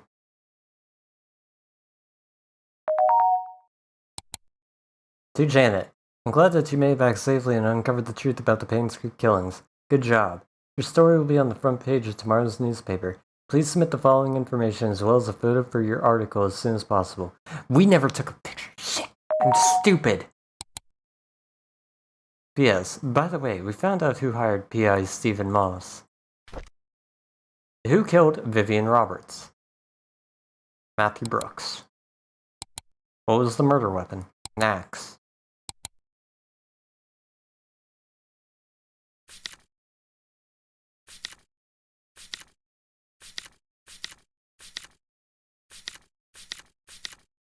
I kinda want to use this.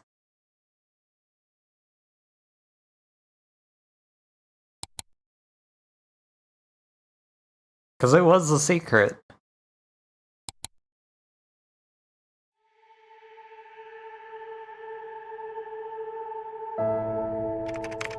To Dorothy Patterson, my name is Janet Kelly. I'm here to inform you on behalf of P.I. Stephen Moss that the secrets of the Painscreek Killings have come to light. He is, however, missing. The police are searching for his whereabouts. While preparing for this letter, I could not help but wonder, what if Charles didn't commit adultery? What if Vivian had not confronted Sophia? What if Magdalene hadn't insisted on his son to continue the family line? Could things have turned out differently? In hindsight, it's easy to say what they should not have done. Sometimes it's hard to make the right choices in life, doesn't it? Did Derek really hate Scott so much that it led to his death? Could Matthew not have sought revenge for Sophia? And why did Henry Johnson choose to be an accomplice in Magdalene's death? The truth was that everyone made a choice they think was the best, but not necessarily the right one. This made me realize the following. We have the freedom to say or do whatever we want, but there are consequences following our actions. The bigger the mistake, the harsher the consequence. It was true that Charles and Sophia's affair was wrong, but Vivian had a choice, either to confront Charles about it or to take it out on Sophia. She chose the latter. Just as Vivian had made her choice, so did Andrew, Henry, and Matthew. In the end, they all had to face the consequences. One thing puzzled me. If Steve and I were both trying to find out the truth, why was I saved but not him? I hope I can find an answer someday. Till then, this is the story of the Painscreek Killings. Janet Kelly, August 12th, 1999.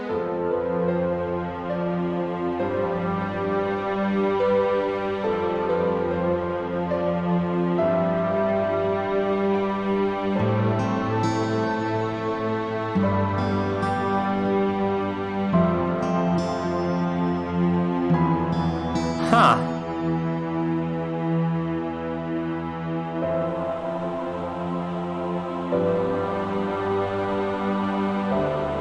So Dorothy was the one that sent for Steven.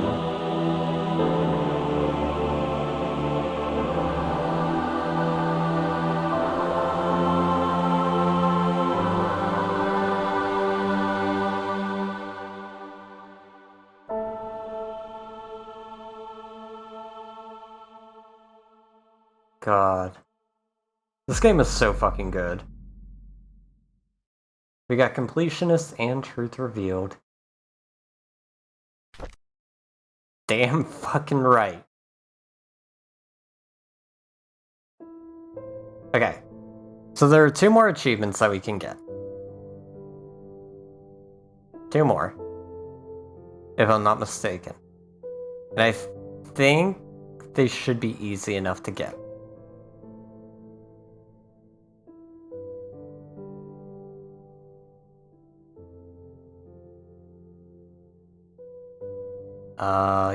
Guides. At least one of them should be easy to get.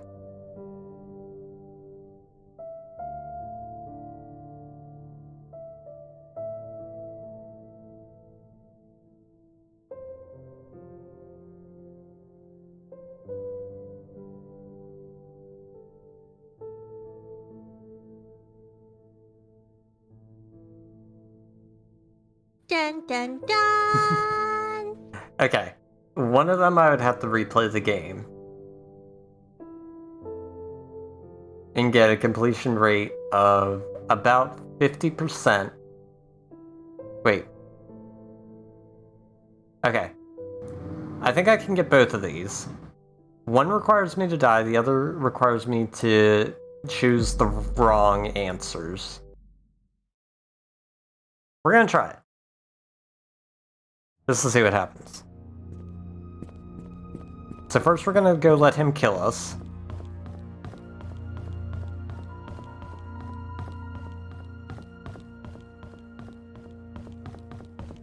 And the second we'll do what we did. But, pick the wrong answers.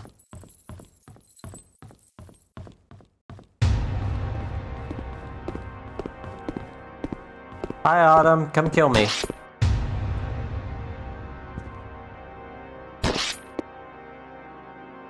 And you're one ugly fucker.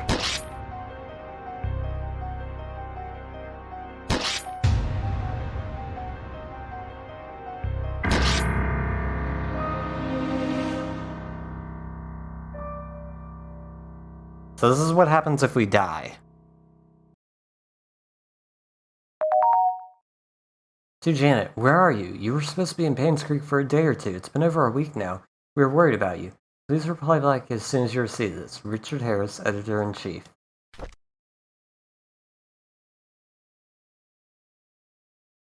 Four weeks later. Charnel's missing. Have you seen her?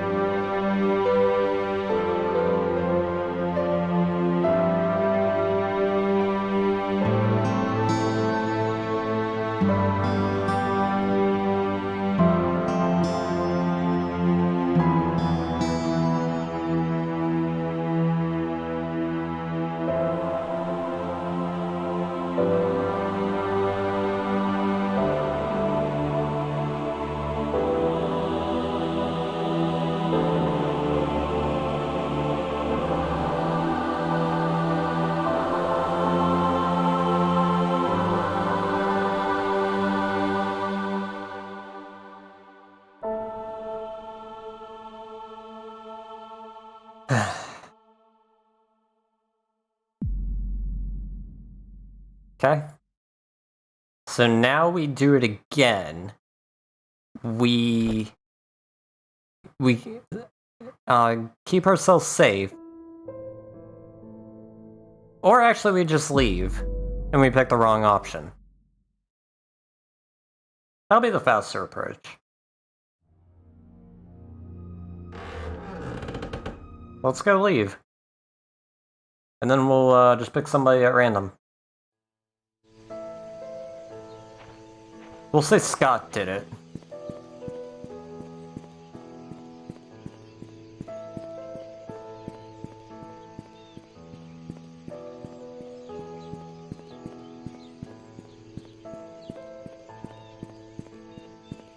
And then we will say goodbye to Painscreek.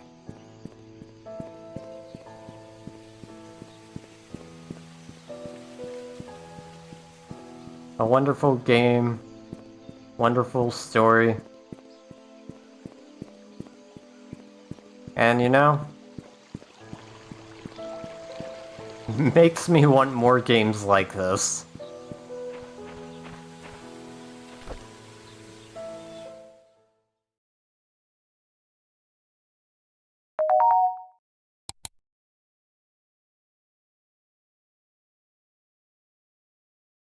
Okay.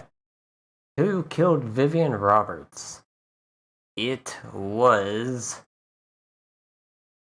Actually, we'll say it's the butler. With a dagger. And we'll just use the default photo. The next day...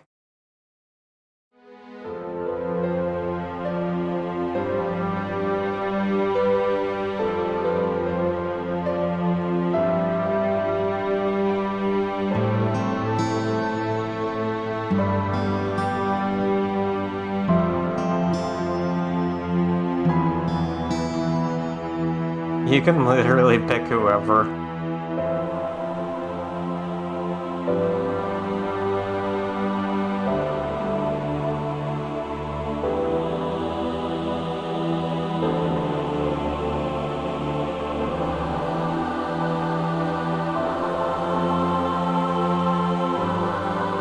God, this is such a small team of people, too.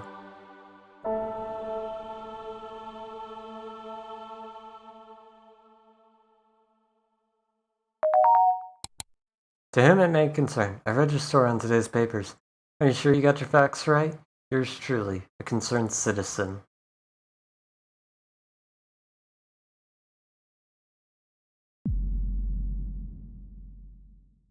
And that's it.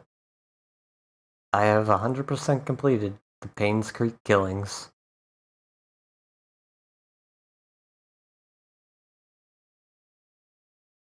I'm gonna miss this game.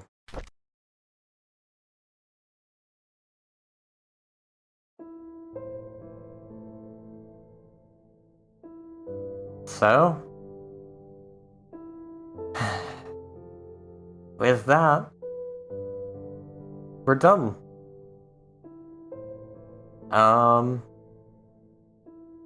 You got super invested? Fucking same.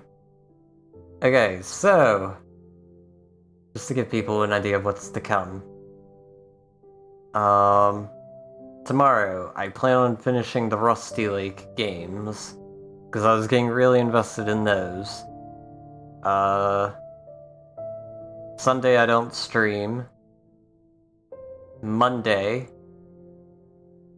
I think we will check out a new game that was recommended to me by Autumn, called The Old City Leviathan. And then... it seems like a short game, so I could probably do it in 1 or 2 streams. So either Monday and Thursday are when we'll play that, or just Monday.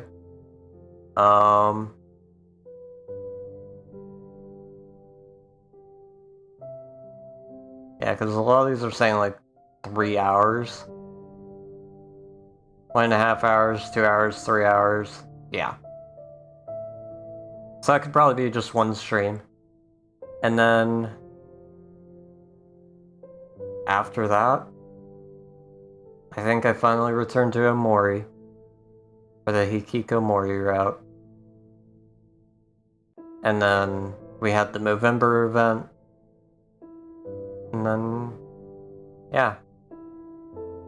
So, with that, and speaking of Movember, I'm going to send you all over to Psyche, who's currently doing Amazon shopping for things involving the Movember event. So, go send her a bunch of love. Don't spoil anything that happened here at the end for the last hour that she missed. And I will see you all tomorrow.